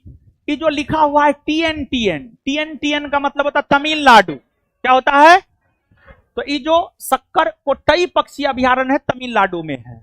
फिर थेरथंगल पक्षी अभयारण्य ये भी तमिलनाडु में है। खेचोपल्ली वेटलैंड सिक्किम में है। उधवा झील झारखंड में है। JH यानी झारखंड में है। किन्हें? BCCI के C K Nayudu lifetime achievement पुरस्कार से सम्मानित किया जाएगा। सचिन तेंदुलकर, सचिन तेंदुलकर जानते हैं? सचिन तेंदुलकर का जहां तक सवाल है, ऐसे तो इन्हें गॉड ऑफ इंडियन क्रिकेट कहा जाता है, लेकिन ये एक नंबर का स्वार्थी आदमी था। क्रिकेटर में इससे बड़ा सेल्फिश कोई था ही नहीं। और आजकल सेल्फिश लोगों की ही पूजा होती है। क्या किया है? ठीक है, बढ़िया खेला, वो अलग चीज है, टेक्निक था। देश के लिए तो बहुत कुछ नहीं किया। हमको तो नहीं लगता है देश के लिए ये बहुत कुछ किए हैं, मतलब क्रिकेट को छोड़कर। लेकिन देश इसको बहुत कुछ दिया है। इसको क्या नहीं मिला है? भारत रत्न मिला है, खेल के क्षेत्र का सबसे बड़ा पुरस्कार राजीव गांधी खेल रत्न पुरस्कार मिला है, जिसे आज मेजर ध्यानचंद्र खेल रत्न पुरस्कार के नाम से जाना जाता है। इन्हें अर्जुन पुरस्कार मिला है। तो बहुत सारा पुरस्कार इन्हें मिला है, लेकिन देश के लिए बहुत कुछ नहीं किए, समझे? देश के लिए तो छोड़िए, अपना बेटों को नहीं बना सके, समझ गए? तो पहले अपने बेटा को बना लेते, उसके बाद देश के लिए करते। खैर चलिए ठीक है। लेकिन जानते हैं, मतलब जो बड़ा आदमी होता है, आप देखे होंगे अमिताभ बच्चन का बेटा अमिताभ बच्चन नहीं बन पाया। बन पाया? शाहरुख खान का बेटा शाहरुख खान नहीं बन पाया, समझे? क्योंकि पता है, यहीं पर देखिए, शाहरुख खान इसलिए बन पाया क्योंकि तपा है, वो तपा है, आग की ज्वाला में तपा है। अमिताभ बच्चन इसलिए बन पाया क्योंकि वो तपा है। लेकिन शाहरुख खान के बेटा को ऐशो आराम का कोई कमी है? और इंसान को क्या चाहिए, हम रहे या आप? मेरा भी मन होता है दोपहर में 12 बजे तक आराम से सो के उठे, एकदम बेड पे चाय आ जाए, नाश्ता आ जाए, खाना आ जाए, सब चीज आ जाए, मेरा भी मन होता है। लेकिन सुबह में 6 बजे उठना पड़ता है, समझ गए? तो मन को दाबना पड़ता है। तो कुल मिलाकर के हम ये बात बोलना चाह रहे हैं बाबू, कि जितना बड़ा संघर्ष होगा, जितना बड़ा मेहनत होगा, जितना बड़ा त्याग होगा, जितने अपने आप को तपाइएगा, उतना बिखर कर सामने आइएगा। और जितना ऐसो आराम का जिंदगी जिएगा, उतना नालायक बनिएगा। दो चीज कभी पूरा नहीं हो सकता, नींद और जौरत। नींद और जौरत की कभी पूर्ति नहीं हो सकती। आप कितना भी सो लीजिए, फिर भी सोने का मन करेगा। और दूसरी बात, जरूरत। आज अगर आपके पास 2 व्हीलर है तो आप कहिएगा 4 व्हीलर हो, 4 व्हीलर होगा तो फिर कहिएगा हेलीकॉप्टर हो, हेलीकॉप्टर हो तो कहिएगा, समझे? तो संतोषी बनिए, संतोषी, संतोषी। विश्व कैंसर दिवस कब मनाया जाता है? 4 फरवरी। संयुक्त सेना अभ्यास एक्स एक्वेडिन भारत और किस देश के बीच शुरू हुआ? भारत और मालदीव, भारत और Maldives. Best new age ambient श्रेणी में किस भारतीय मूल के अमेरिकी संगीतकार ने ग्रैमी अवार्ड 2025 जीता है? चंद्रिका टंडन। और देखिए ग्रैमी अवार्ड, जहां तक ग्रैमी अवार्ड का सवाल है, यह संगीत के क्षेत्र में दिया जाता है। और इस अवार्ड की शुरुआत 1958 ईस्वी से हुई है। और ग्रैमी अवार्ड 2025 के अंतर्गत album of the year,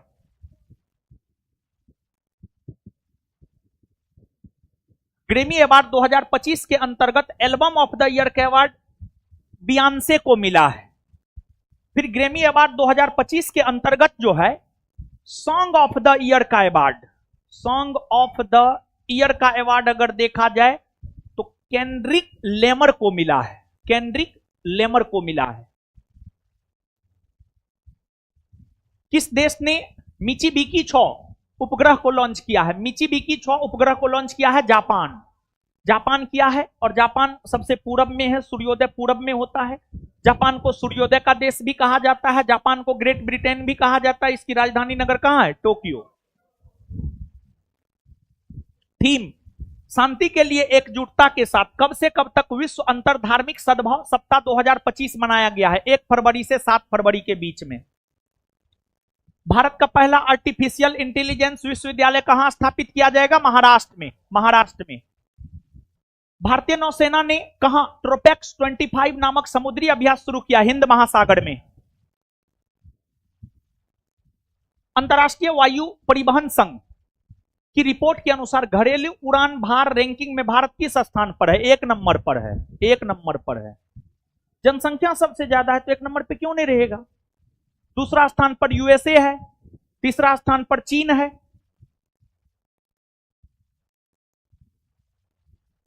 mobile phone के निर्माण में भारत विश्व में किस स्थान पर है? दूसरा। पहला स्थान पर है चीन। चीन। किस राज्य में अंतरराष्ट्रीय सरस्वती महोत्सव 2025 का आयोजन शुरू किया गया है? अंतरराष्ट्रीय सरस्वती महोत्सव 2025 का आयोजन हरियाणा में हुआ है। हरियाणा में हुआ है। और सरस्वती एक नदी है जो कि विलुप्त हो गई है। सरस्वती एक नदी है जो कि विलुप्त हो गई है और हरियाणा की सरकार के द्वारा जो है उसको खोजा जा रहा है। और एगो बात और बाबू आप जानिए कि सरस्वती महोत्सव के साथ साथ अगर देखा जाए तो हरियाणा में गीता महोत्सव का भी आयोजन हुआ है। सरस्वती महोत्सव के साथ साथ अगर देखा जाए तो हरियाणा में जो है गीता महोत्सव का भी आयोजन हुआ है। हरियाणा में गीता महोत्सव का भी आयोजन हुआ है। तो जो है आप उसको भी याद रखिएगा। और ये जो आपको सब्जेक्टिव वाला नोट है उसमें सारा महोत्सव का जो है आपको दिया गया है। उन महोत्सव का आयोजन जो है आपको कहाँ हुआ है फिलहाल हमको मिल नहीं रहा है, लेकिन है है है है है है, है जी है।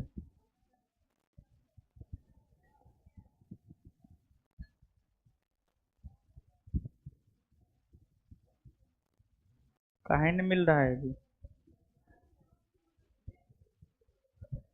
है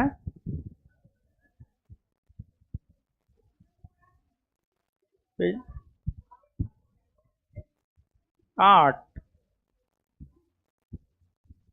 8 में कम है महोत्सव।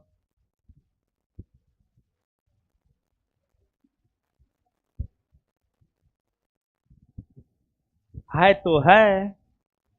आइए क्वेश्चन पे आइए। नहीं मिला, नहीं मिला जी। कोई बात नहीं, नहीं मिला तो क्या होगा। है आइए। हाल ही में कहां पर पहला रायसीना मध्य पूर्व सम्मेलन 2025 का आयोजन किया गया है? पहला रायसीना मध्य पूर्व सम्मेलन 2025 का आयोजन संयुक्त अरब अमीरात में किया गया है। और इस सम्मेलन में भारत की तरफ से भाग लिए थे विदेश मंत्री एस जयशंकर। विदेश मंत्री एस जयशंकर ने भाग लिया था। गुजरात का पहला जैव विविधता विरासत स्थल किसे घोषित किया गया? गुनेरी को। गुनेरी। गुनेरी। डोगरी भाषा में किन्हें इक होर अस्वस्थमा के लिए साहित्य अकादमी पुरस्कार 2024 दिया गया? चमन अरोड़ा को। देखिए डोगरी भाषा का जहां तक सवाल है, यह भाषा जम्मू कश्मीर में बोला जाता है। जम्मू कश्मीर में बोला जाता है। डोगरी भाषा को 92वां संविधान संशोधन 2003 के तहत राजभाषा का दर्जा दिया गया था।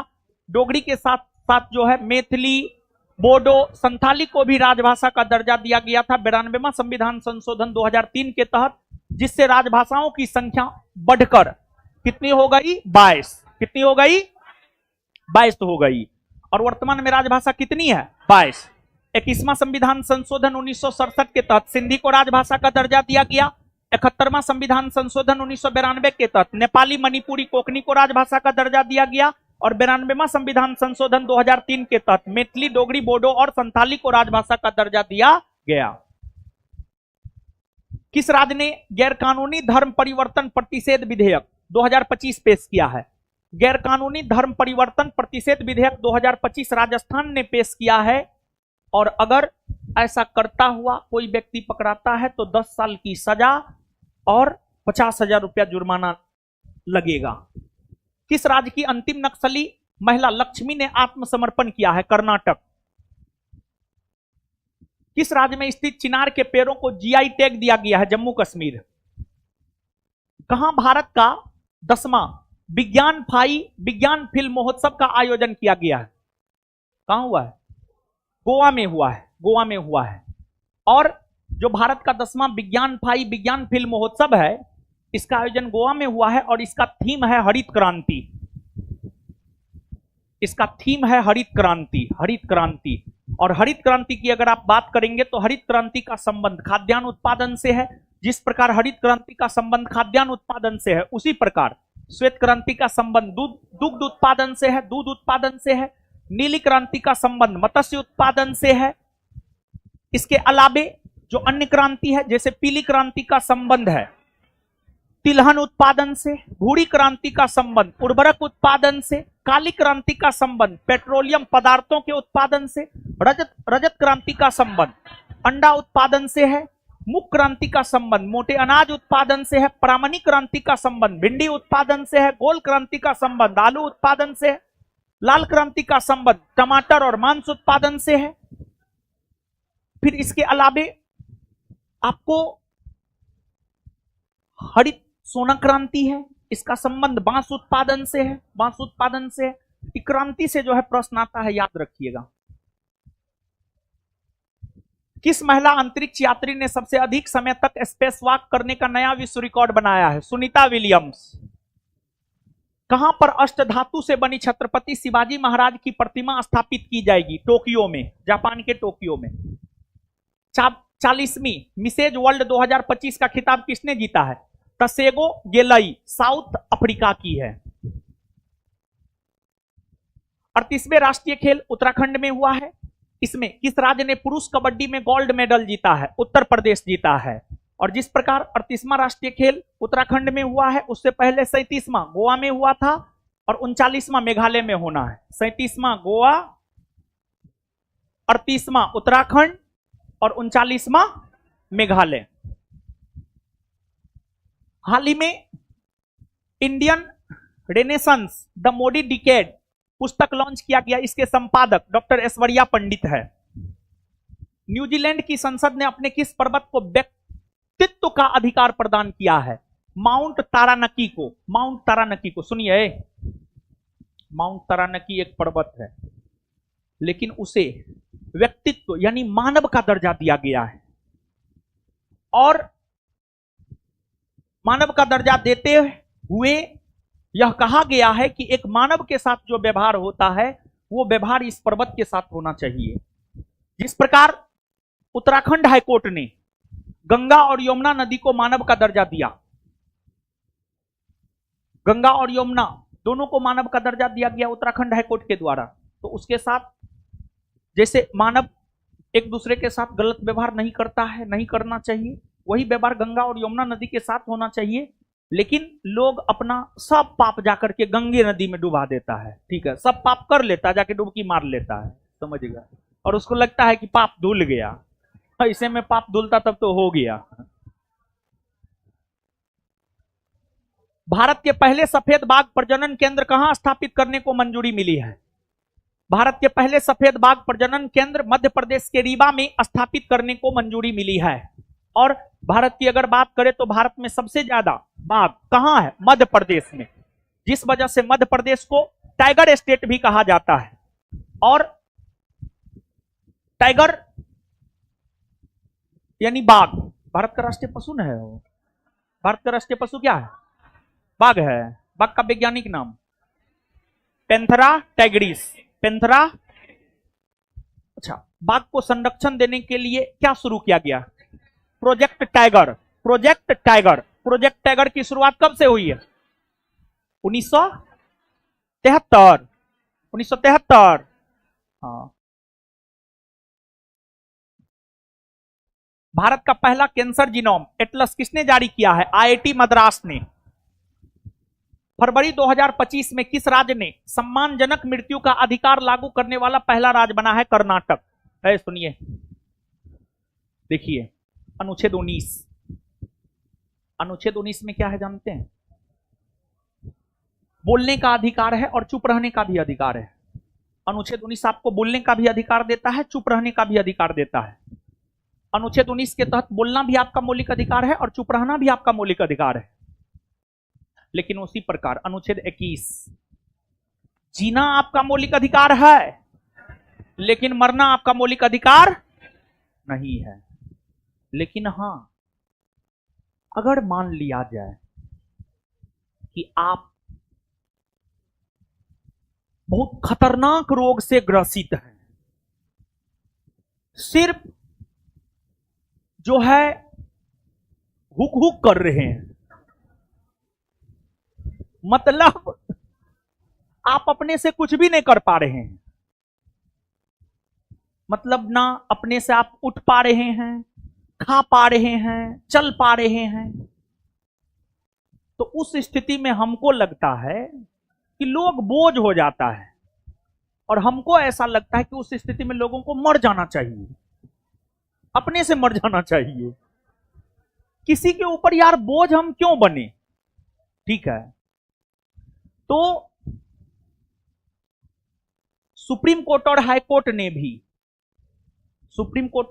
ने भी अपने निर्णय में यह कहा है कि अगर वो वाली स्थिति हो तो एक सम्मानजनक मृत्यु आप अनुमति लेकर के, न्यायालय की अनुमति से आप ऐसा कर सकते हैं। तो कहने का मतलब यह है कि आत्महत्या करना कानूनन अपराध है। इसी वजह से आत्महत्या का प्रयास वैसा होना चाहिए जिसमें सीधे भगवान को प्यारे हो जाए। आत्महत्या का प्रयास आधा अधूरा नहीं होना चाहिए। अगर आधा अधूरा होता है तो उस कंडीशन में अगर पुलिस प्रशासन, पुलिस महकमा को खबर लगता है बच जाइएगा, तो फिर आप पर कार्रवाई होगा, कानूनी कार्रवाई होगा।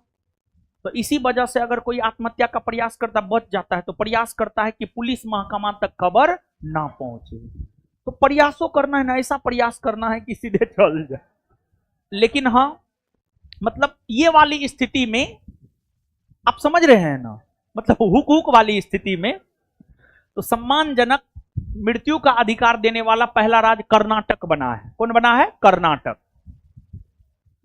दिल्ली में मतदाताओं का उत्साह बढ़ाने के लिए चुनाव आयोग ने किस अभियान को लॉन्च किया है?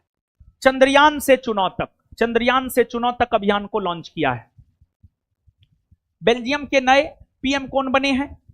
वाल्ट डी वेबर बने हैं। इससे पहले अलेक्जेंडर डी क्रूक थे। जैसे पहले मनमोहन सिंह थे, बाद में मोदी जी बने, उसी प्रकार से पहले अलेक्जेंडर डी क्रूक थे, बाद में वाल्ट डी वेबर बने। हाल ही में किस देश ने WHO, वर्ल्ड हेल्थ ऑर्गेनाइजेशन से निकलने का फैसला लिया है? अमेरिका और अर्जेंटीना दोनों। अच्छा, एक बात बताइए बाबू, अर्जेंटीना की राजधानी कहां है? Buenos Aires. पंपास घास का मैदान कहां है? अर्जेंटीना में। अर्जेंटीना का हृदय स्थल किसे कहा जाता है? पंपास घास के मैदान को। प्रेयरी घास का मैदान कहां है? उत्तरी अमेरिका। कहां है? उत्तरी। वेल्ड घास का मैदान अफ्रीका। Downs Australia. और स्टेपी मध्य एशिया, यूरेशिया भी कह सकते हैं। 87वां टाटा स्टील शतरंज मास्टर्स 2025 का खिताब किसने जीता है? आर प्रज्ञानंद। वैश्विक जोखिम रिपोर्ट 2025 के अनुसार शीर्ष वैश्विक जोखिम किसे माना गया है? शीर्ष वैश्विक जोखिम झूठी और भ्रामक जानकारी को माना गया है। देखिए, झूठी और भ्रामक जानकारी कितना खतरनाक है कि वैश्विक जोखिम रिपोर्ट भी कहता है कि सबसे बड़ा जोखिम यही है। तो झूठ नहीं फैलाना चाहिए, भरम नहीं फैलाना चाहिए, समझ गए? लेकिन आजकल लोग झूठे फैलाता है, भरम में फैलाता है। भारतीय रेलवे ने निर्बाध यात्रा के लिए कौन सा ऐप लॉन्च किया? सोरेल सुपर ऐप लॉन्च किया है। वर्ल्ड पिकल बॉल लीग 2025 का खिताब किसने जीता है? बेंगलुरु जवान ने जीता है, पुणे यूनाइटेड को हराकर। किस राज्य सरकार ने मना चित्र नामक एक व्हाट्सएप गवर्नेंस पहल शुरू किया है? आंध्र प्रदेश ने। और आंध्र प्रदेश में कौन पार्टी की सरकार है? टीडीपी की सरकार है। मुख्यमंत्री कौन है? चंद्रबाबू नायडू, चंद्रबाबू नायडू। तीसरे लिंग के मतदाताओं को अन्य श्रेणी में मतदान करने में सक्षम बनाने वाले व्यक्ति नवीन चावला का निधन हो गया, उनका संबंध था, वे पूर्व मुख्य चुनाव आयुक्त रहे हैं, पूर्व मुख्य चुनाव आयुक्त रहे हैं। तीसरे लिंग यानी ट्रांसजेंडर, ट्रांसजेंडर, समझ गए? देखिए 72वीं बीपीएससी का बैच आ रहा है 18 जुलाई से, शाम में 3 से 5। यह बैच बीपीएससी सेंटर पर चलेगा। बीपीएससी का फाउंडेशन बैच है, बैठे रहिए। अभी कहां छुट्टी, कहां? आज 150, कल 200, अब परसों बचा हुआ सब। बीपीएससी का ये फाउंडेशन बैच है। अगर आपका कोई दोस्त, भाई, मित्र, सगे संबंधी, जीएफ बीएफ कोई भी है जो पढ़ना चाहता है, उसको आप भेज सकते हैं। प्री कम मेंस कम इंटरव्यू बैच है, यानी सब चीज का तैयारी करवाया जाएगा इसमें, कुछ भी करने का जरूरत नहीं है। आगे आइए। लॉजिस्टिक प्रदर्शन सूचकांक 2025 में भारत किस स्थान पर है? एक तो लॉजिस्टिक प्रदर्शन सूचकांक की अगर हम लोग बात करें तो जो लॉजिस्टिक प्रदर्शन सूचकांक है, यह सूचकांक कौन जारी करता है जानते हैं? यह सूचकांक जारी करता है विश्व बैंक। कौन जारी करता है? विश्व बैंक। विश्व बैंक जारी करता है, यह विश्व बैंक जारी करता है। यह सूचकांक जो है वर्ल्ड बैंक के द्वारा जारी किया जाता है। इसमें भारत का स्थान है 38वां। प्रथम स्थान पर अगर देखा जाए तो प्रथम स्थान पर सिंगापुर है, द्वितीय स्थान पर फिनलैंड है, तृतीय स्थान पर अगर देखा जाए तो तृतीय स्थान पर जर्मनी है, और 38वां स्थान पर अपना देश भारत है। दिल्ली विधानसभा चुनाव 2025 में कांग्रेस पार्टी को कुल कितने सीट प्राप्त हुए? 0। देखिए दिल्ली विधानसभा की अगर हम लोग बात करें तो दिल्ली विधानसभा 70 सदस्यीय विधानसभा वाला केंद्र शासित प्रदेश है, और यहां पर बहुमत के लिए 36 सीट चाहिए होता है। 70 में से 48 को बीजेपी जीता है, बहुमत के लिए 36 ही चाहिए, और 22 को जीता है आम आदमी पार्टी, 22 को जीता है आम आदमी पार्टी, और कांग्रेस को 0। तो बीजेपी बहुमत में आया, सरकार बनाया, रेखा गुप्ता को दिल्ली का सीएम बनाया, दिल्ली का सीएम रेखा गुप्ता को बनाया, समझ गए? और जो दिल्ली है, दिल्ली विधानसभा में 70 सीट है। दिल्ली विधानसभा में मंत्री सामान्य तौर पर देखिए होता क्या है जानते हैं? केंद्रीय मंत्री परिषद हो या राज्य मंत्री परिषद हो, उसमें मंत्रियों की संख्या, केंद्रीय मंत्री परिषद में मंत्रियों की संख्या लोकसभा के कुल सीट के 15% से अधिक नहीं होता है। यह प्रावधान 91वां संविधान संशोधन 2003 के तहत किया गया है। और राज्य मंत्री परिषद में मंत्रियों की संख्या संबंधित राज्य के विधानसभा के 15% से अधिक नहीं होता है। यह प्रावधान भी 91वां संविधान संशोधन 2003 के तहत किया गया है। लेकिन दिल्ली में केंद्रीय मंत्री परिषद में सदस्यों की संख्या विधानसभा की कुल सीट का 10% से अधिक नहीं होता है। दिल्ली के विधानसभा के भीतर दिल्ली के केंद्रीय मंत्री परिषद में, दिल्ली केंद्र शासित प्रदेश के केंद्रीय मंत्री परिषद में मंत्रियों की संख्या 7 से ज्यादा नहीं हो सकता है। यानी रेखा गुप्ता का जो मंत्री परिषद है उसमें अधिकतम 7 गो मंत्री हो सकता है, उससे ज्यादा नहीं हो सकता है। दिल्ली वो 15% का अपवाद है, एक प्रकार से आप कह सकते हैं। Theme youth as a bridge to intra BIMSTEC exchange के साथ, जहां पर बिम्स्टेक युवा शिखर सम्मेलन 2025 का आयोजन हुआ है। कहां हुआ है? गांधीनगर में, गांधीनगर में हुआ है। और ये जो बिम्स्टेक है जानते हैं, बंगाल की खाड़ी है ना, वो बंगाल की खाड़ी है। तो देखिए हम जहां मैप खोजते हैं वहां है ना, जहां नहीं खोजिएगा वहां होगा। बिम्स्टेक ये जो बंगाल की खाड़ी है, इसके साथ सीमा बनाने वाले देशों का एक संगठन है। जैसे भारत हो गया, बांग्लादेश हो गया, म्यांमार हो गया, श्रीलंका हो गया, इधर थाईलैंड हो गया, नेपाल हो गया, भूटान हो गया। Bharat 1, Nepal 2, Bhutan 3, Bangladesh 4, Myanmar 5, Sri Lanka 6, Thailand 7। ये 7 देशों का एक संगठन है बिम्स्टेक। इसकी स्थापना कब हुई है? 1997। इसका मुख्यालय ढाका में है। बिम्स्टेक के अंतर्गत अगर देखा जाए तो बिम्स्टेक युवा शिखर सम्मेलन का आयोजन गुजरात के गांधीनगर में हुआ है। सूखे से निपटने के लिए किस राज्य ने सुजल परियोजना शुरू किया है? कर्नाटक ने। जानते हैं कर्नाटक के कुल भूभाग का लगभग 70% के आसपास भूभाग सूखाग्रस्त है। 70% के आसपास भूभाग सूखाग्रस्त है। और कर्नाटक बताइए समुद्री सीमा बनाता है अरब सागर के साथ और सूखाग्रस्त राज्य है। 10 फरवरी को विश्व दलहन दिवस मनाया गया। इसका थीम क्या है? इसका थीम है pulse bringing diversity to agri food system. किस राज्य ने बेटी बचाओ बेटी पढ़ाओ योजना के अंतर्गत निर्भय कढ़ी कल्पना अभियान स्वर्णा कालिका वीरांगना योजना मो गेल्हा जिया अभियान को लॉन्च किया है? ओडिशा। जानते हैं इस सब अभियान के अंतर्गत जो है ना, ओडिशा की लड़कियों को आत्मनिर्भर बनाना है, प्रशिक्षित करना है, बाल विवाह पर रोक लगाना है, लड़कियों में शिक्षा को बढ़ावा देना है। इसका उद्देश्य यही है। लड़का को कुछ नहीं। जानते हैं लड़की से ज्यादा प्रताड़ित लड़का होता है, लेकिन लड़का को कुछ नहीं है। ठीक है, लड़की तो घर में रहती है, खाना बनाती है, कपड़ा धोती है। लड़का को पूरा दुनिया से लड़ना पड़ता है, समझे? लेकिन हाँ, ईश्वर ने ज्यादा दर्द लड़की को दिया है। दिक्कत यही है। पूरे है गला दर्द करने लगा, शांत रहिए। पूरे पूर्वोत्तर राज्यों में ग्रीन स्कूल रेटिंग प्राप्त करने वाला एकमात्र संस्थान PM Shri government senior secondary school किस राज्य में स्थित है? सिक्किम में।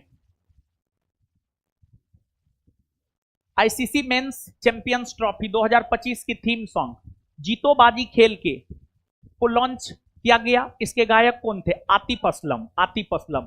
और ये जो 2025 में चैंपियंस ट्रॉफी हुआ है वो कहां हुआ है?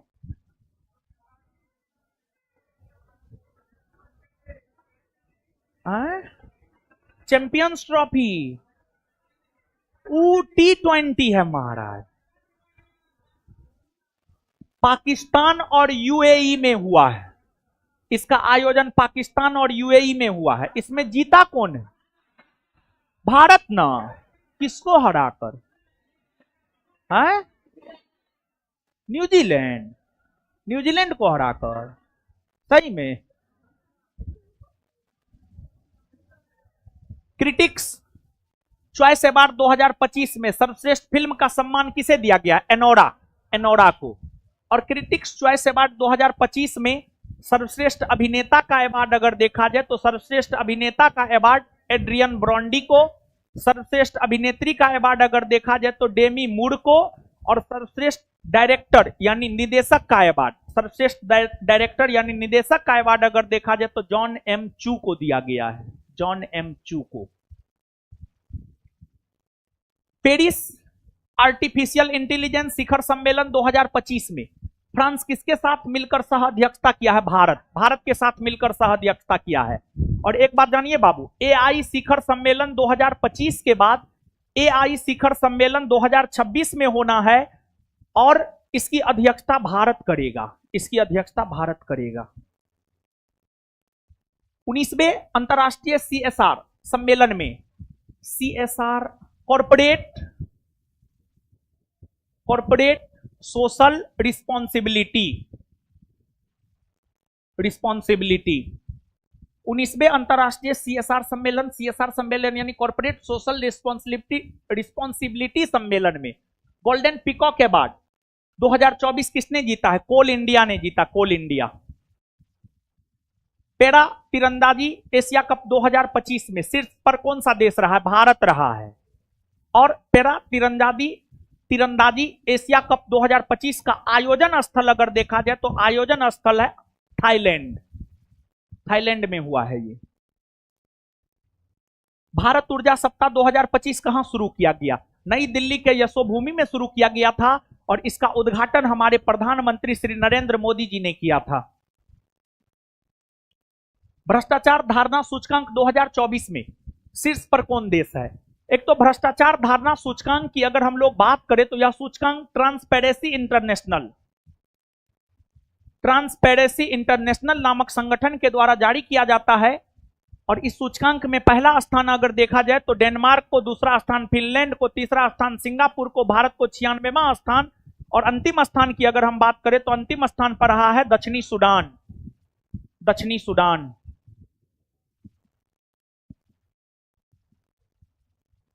आगे आइए, आगे बढ़े ना। विरासत योजना के तहत कौन सा राज्य अपने 60 गांवों को पर्यटन स्थल के रूप में विकसित करेगा? उत्तराखंड। उत्तराखंड में एक शहर है नैनीताल। नैनीताल ही जो है अपने 60 गांवों को पर्यटन स्थल के रूप में विकसित करेगा। तीसरा साइक्लोन सेना अभ्यास 2025 भारत और किस देश के बीच आयोजन किया गया? मिस्र। भारत और मिस्र। एक रिपोर्ट के अनुसार पिछले 30 वर्षों में शिशु मृत्यु दर में कितने प्रतिशत की कमी आई है? 69%। 12वां विश्व सरकार शिखर सम्मेलन 2025 का आयोजन कहां हुआ है? दुबई। संयुक्त राष्ट्र के बजट में भारत ने वर्ष 2025 के लिए कितना डॉलर का योगदान किया है? 37.64 मिलियन। किस राज्य ने ग्राम विकास के लिए विकासिता गांव योजना शुरू किया है? उड़ीसा। एशिया के पहले आदमकद एनिमेट्रोनिक हाथी एली का अनावरण कहां किया गया? बेंगलुरु में। भारत का पहला स्वदेशी संचालित बायोमेडिकल अवशिष्ट उपचार संयंत्र को लॉन्च किया गया, उसका नाम क्या है? सृजनम। और इसको लॉन्च किया गया है दिल्ली एम्स में। दिल्ली एम्स में। भारत सरकार वर्ष 2047 तक कितना गीगावाट परमाणु ऊर्जा हासिल करने का लक्ष्य रखा है? 100 गीगावाट। 100 गीगावाट। फोबर्स द्वारा जारी रिपोर्ट में 2025 के शक्तिशाली देश की सूची में भारत किस स्थान पर है? भारत 12वां स्थान पर है। प्रथम स्थान पर है यूएसए, द्वितीय स्थान पर है चीन, तीसरा स्थान पर है रूस। विश्व के शक्तिशाली देशों में प्रथम स्थान यूएसए, दूसरा चीन, तीसरा रूस और भारत का स्थान 12वां। 14वीं एशियाई मत्स्य पालन और जलीय कृषि फोरम का बैठक कहां हुआ है? भारत में हुआ है। भारत में। डोनेट ऑर्गेन सेव लाइफ्स पहल का आयोजन किस संस्था के द्वारा किया गया? आईसीसी। पहले ओलंपिक ई स्पोर्ट्स गेम्स 2027 का आयोजन कहां किया जाएगा? रियाद, सऊदी अरब। सऊदी अरब के रियाद में। मुथैया मुरलीधरन के सहयोग से रिलायंस इंडस्ट्री ने किस ब्रांड नाम से स्पोर्ट्स ड्रिंक लॉन्च किया है? स्पिनर नाम से। मुथैया मुरलीधरन जो है श्रीलंका का स्पिनर था, ठीक है। सहवाग इससे बड़ी डरता था। सहवाग से एक बार इंटरव्यू में पूछा गया था आपको सबसे ज्यादा परेशानी किस बॉलर को खेलने में होता था, तो इसी का नाम लिया था। किन्हें आईफा उत्कृष्ट उपाधि पुरस्कार से सम्मानित किया गया? राकेश रोशन। राजस्थान सरकार ने अजमेर की 142 साल पुरानी फाय सागर झील का नया नाम क्या रखा है? बरून सागर। बरून सागर रखा है। किस राज्य ने कौशल उदय टोंगई प्रशिक्षण कार्यक्रम शुरू किया है? त्रिपुरा। इसके अंतर्गत जो है युवाओं को प्रशिक्षित करना है। बांग्लादेश ने हिंसा से निपटने के लिए कौन सा ऑपरेशन शुरू किया? Operation devil Hunt. अमेरिका के ग्रीन बिल्डिंग काउंसिल की वार्षिक रैंकिंग में भारत किस स्थान पर है? भारत जो है तृतीय स्थान पर है। इसमें प्रथम स्थान पर चीन है, द्वितीय स्थान पर कनाडा है और तीसरा स्थान पर अपना देश भारत है। केंद्रीय स्वास्थ्य और परिवार कल्याण मंत्रालय ने लिम्फेटिक फाइलेरिया को खत्म करने का लक्ष्य कब तक रखा है? अरे हाथी पांव जिसमें आपको पेड़ फूल जाता है, समझ गए? 2027 तक लक्ष्य रखा है। 2027। भारतीय कला इतिहास कांग्रेस का 32वां सत्र कहां शुरू हुआ? नोएडा में। आईडीएफसी फर्स्ट बैंक ने किसका डिजिटल अवतार लॉन्च किया है? अमिताभ बच्चन का। ड्रोन संवर्धन एवं उद्योग नीति 2025 को किस राज्य ने मंजूरी दी है? मध्य प्रदेश। प्रधानमंत्री श्री नरेंद्र मोदी ने कहां पर एक नए वाणिज्यिक दूतावास का उद्घाटन किया है? फ्रांस के मार्सिले नामक शहर में। विकसित भारत @2047 प्रगति का मार्ग नीति आयोग कॉन्क्लेव का आयोजन कहां किया गया? नई दिल्ली में। श्री राम जन्मभूमि ट्रस्ट के अस्थायी सदस्य जिनका हाल ही में निधन हो गया, उनका नाम था कामेश्वर चौपाल। अंतर्राष्ट्रीय मृगी दिवस हर साल फरवरी के दूसरे सोमवार को मनाया जाता है। वर्ष 2025 का थीम क्या है? My epilepsy journey. किस देश के वैज्ञानिकों ने आईवीएफ का प्रयोग कर, आज की डेट में जानते हैं ज्यादा उम्र में शादी होने पर बच्चा नहीं होता है, आईवीएफ से बच्चा पैदा करता है, समझे? तो किस देश के वैज्ञानिकों ने आईवीएफ का प्रयोग कर विश्व का पहला कंगारू भ्रूण बनाया है? ऑस्ट्रेलिया बनाया है। शादी उम्र से कर लीजिए, नहीं तो नहीं कीजिए। आगे आइए। कोलकाता में स्थित किस ब्रिटिश कालीन सेना मुख्यालय का नया नाम विजय दुर्ग रखा गया है? फोर्ट विलियम की स्थापना कोलकाता में 1800 ईस्वी में लॉर्ड वेलेजली के द्वारा किया गया था, उसी का नाम बदल करके विजय दुर्ग रखा गया है। इस्माइली मुस्लिम समुदाय के प्रिंस रहीम अल हुसैनी अब 50वें वंशानुगत इमाम बने हैं, इनका पद नाम क्या है? आगा खां 5। जोमेटो ने 4 मुख्य व्यवसायों को एक साथ मिलाकर Zomato, Blinkit, district, hyper your क्या नाम दिया है? क्या नया नाम दिया है? इटर्नल। विश्व के सबसे बड़े झूमर महोत्सव की मेजबानी या आयोजन कौन कर रहा है? असम कर रहा है। ऐसे ये झूमर महोत्सव राजस्थान से संबंधित है, लेकिन इसका मेजबानी असम कर रहा है 2025 में। पुस्तक hearts and heroes lives that send us के लेखक कौन है? कुलभूषण कुमार।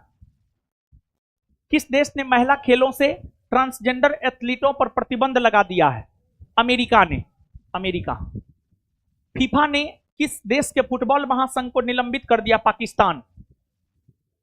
प्रसिद्ध व्यक्तित्व वेंकटरमन का निधन हो गया, उनका संबंध था, समाचार वाचक थे, आकाशवाणी में जो है समाचार वाचक थे ये। चलिए, तो आज 150 क्वेश्चन हुआ, कल आगे हम लोग 200 क्वेश्चन के साथ मिलेंगे, ठीक है? और फिर अगर समय मिला हमको सब्जेक्टिवो करवाएंगे, हम सोच रहे हैं, ठीक है? फटाफट हो जाएगा, ठीक है ना? तो फिर बाबू लोग हम लोग मिलते हैं, और जिनका एग्जाम है अभी बिहार पुलिस का, सब्जेक्टिव लेकर के आप पढ़ना शुरू कर दीजिए, सब्जेक्टिव ऑब्जेक्टिव दोनों कीजिए। कल पुनः मिलते हैं हम लोग अपने समय से। धन्यवाद सभी लोगों का। 7:30 बजे मिलते हैं, समय वही है 7:30 बजे। हाँ, सबको गुड नाइट।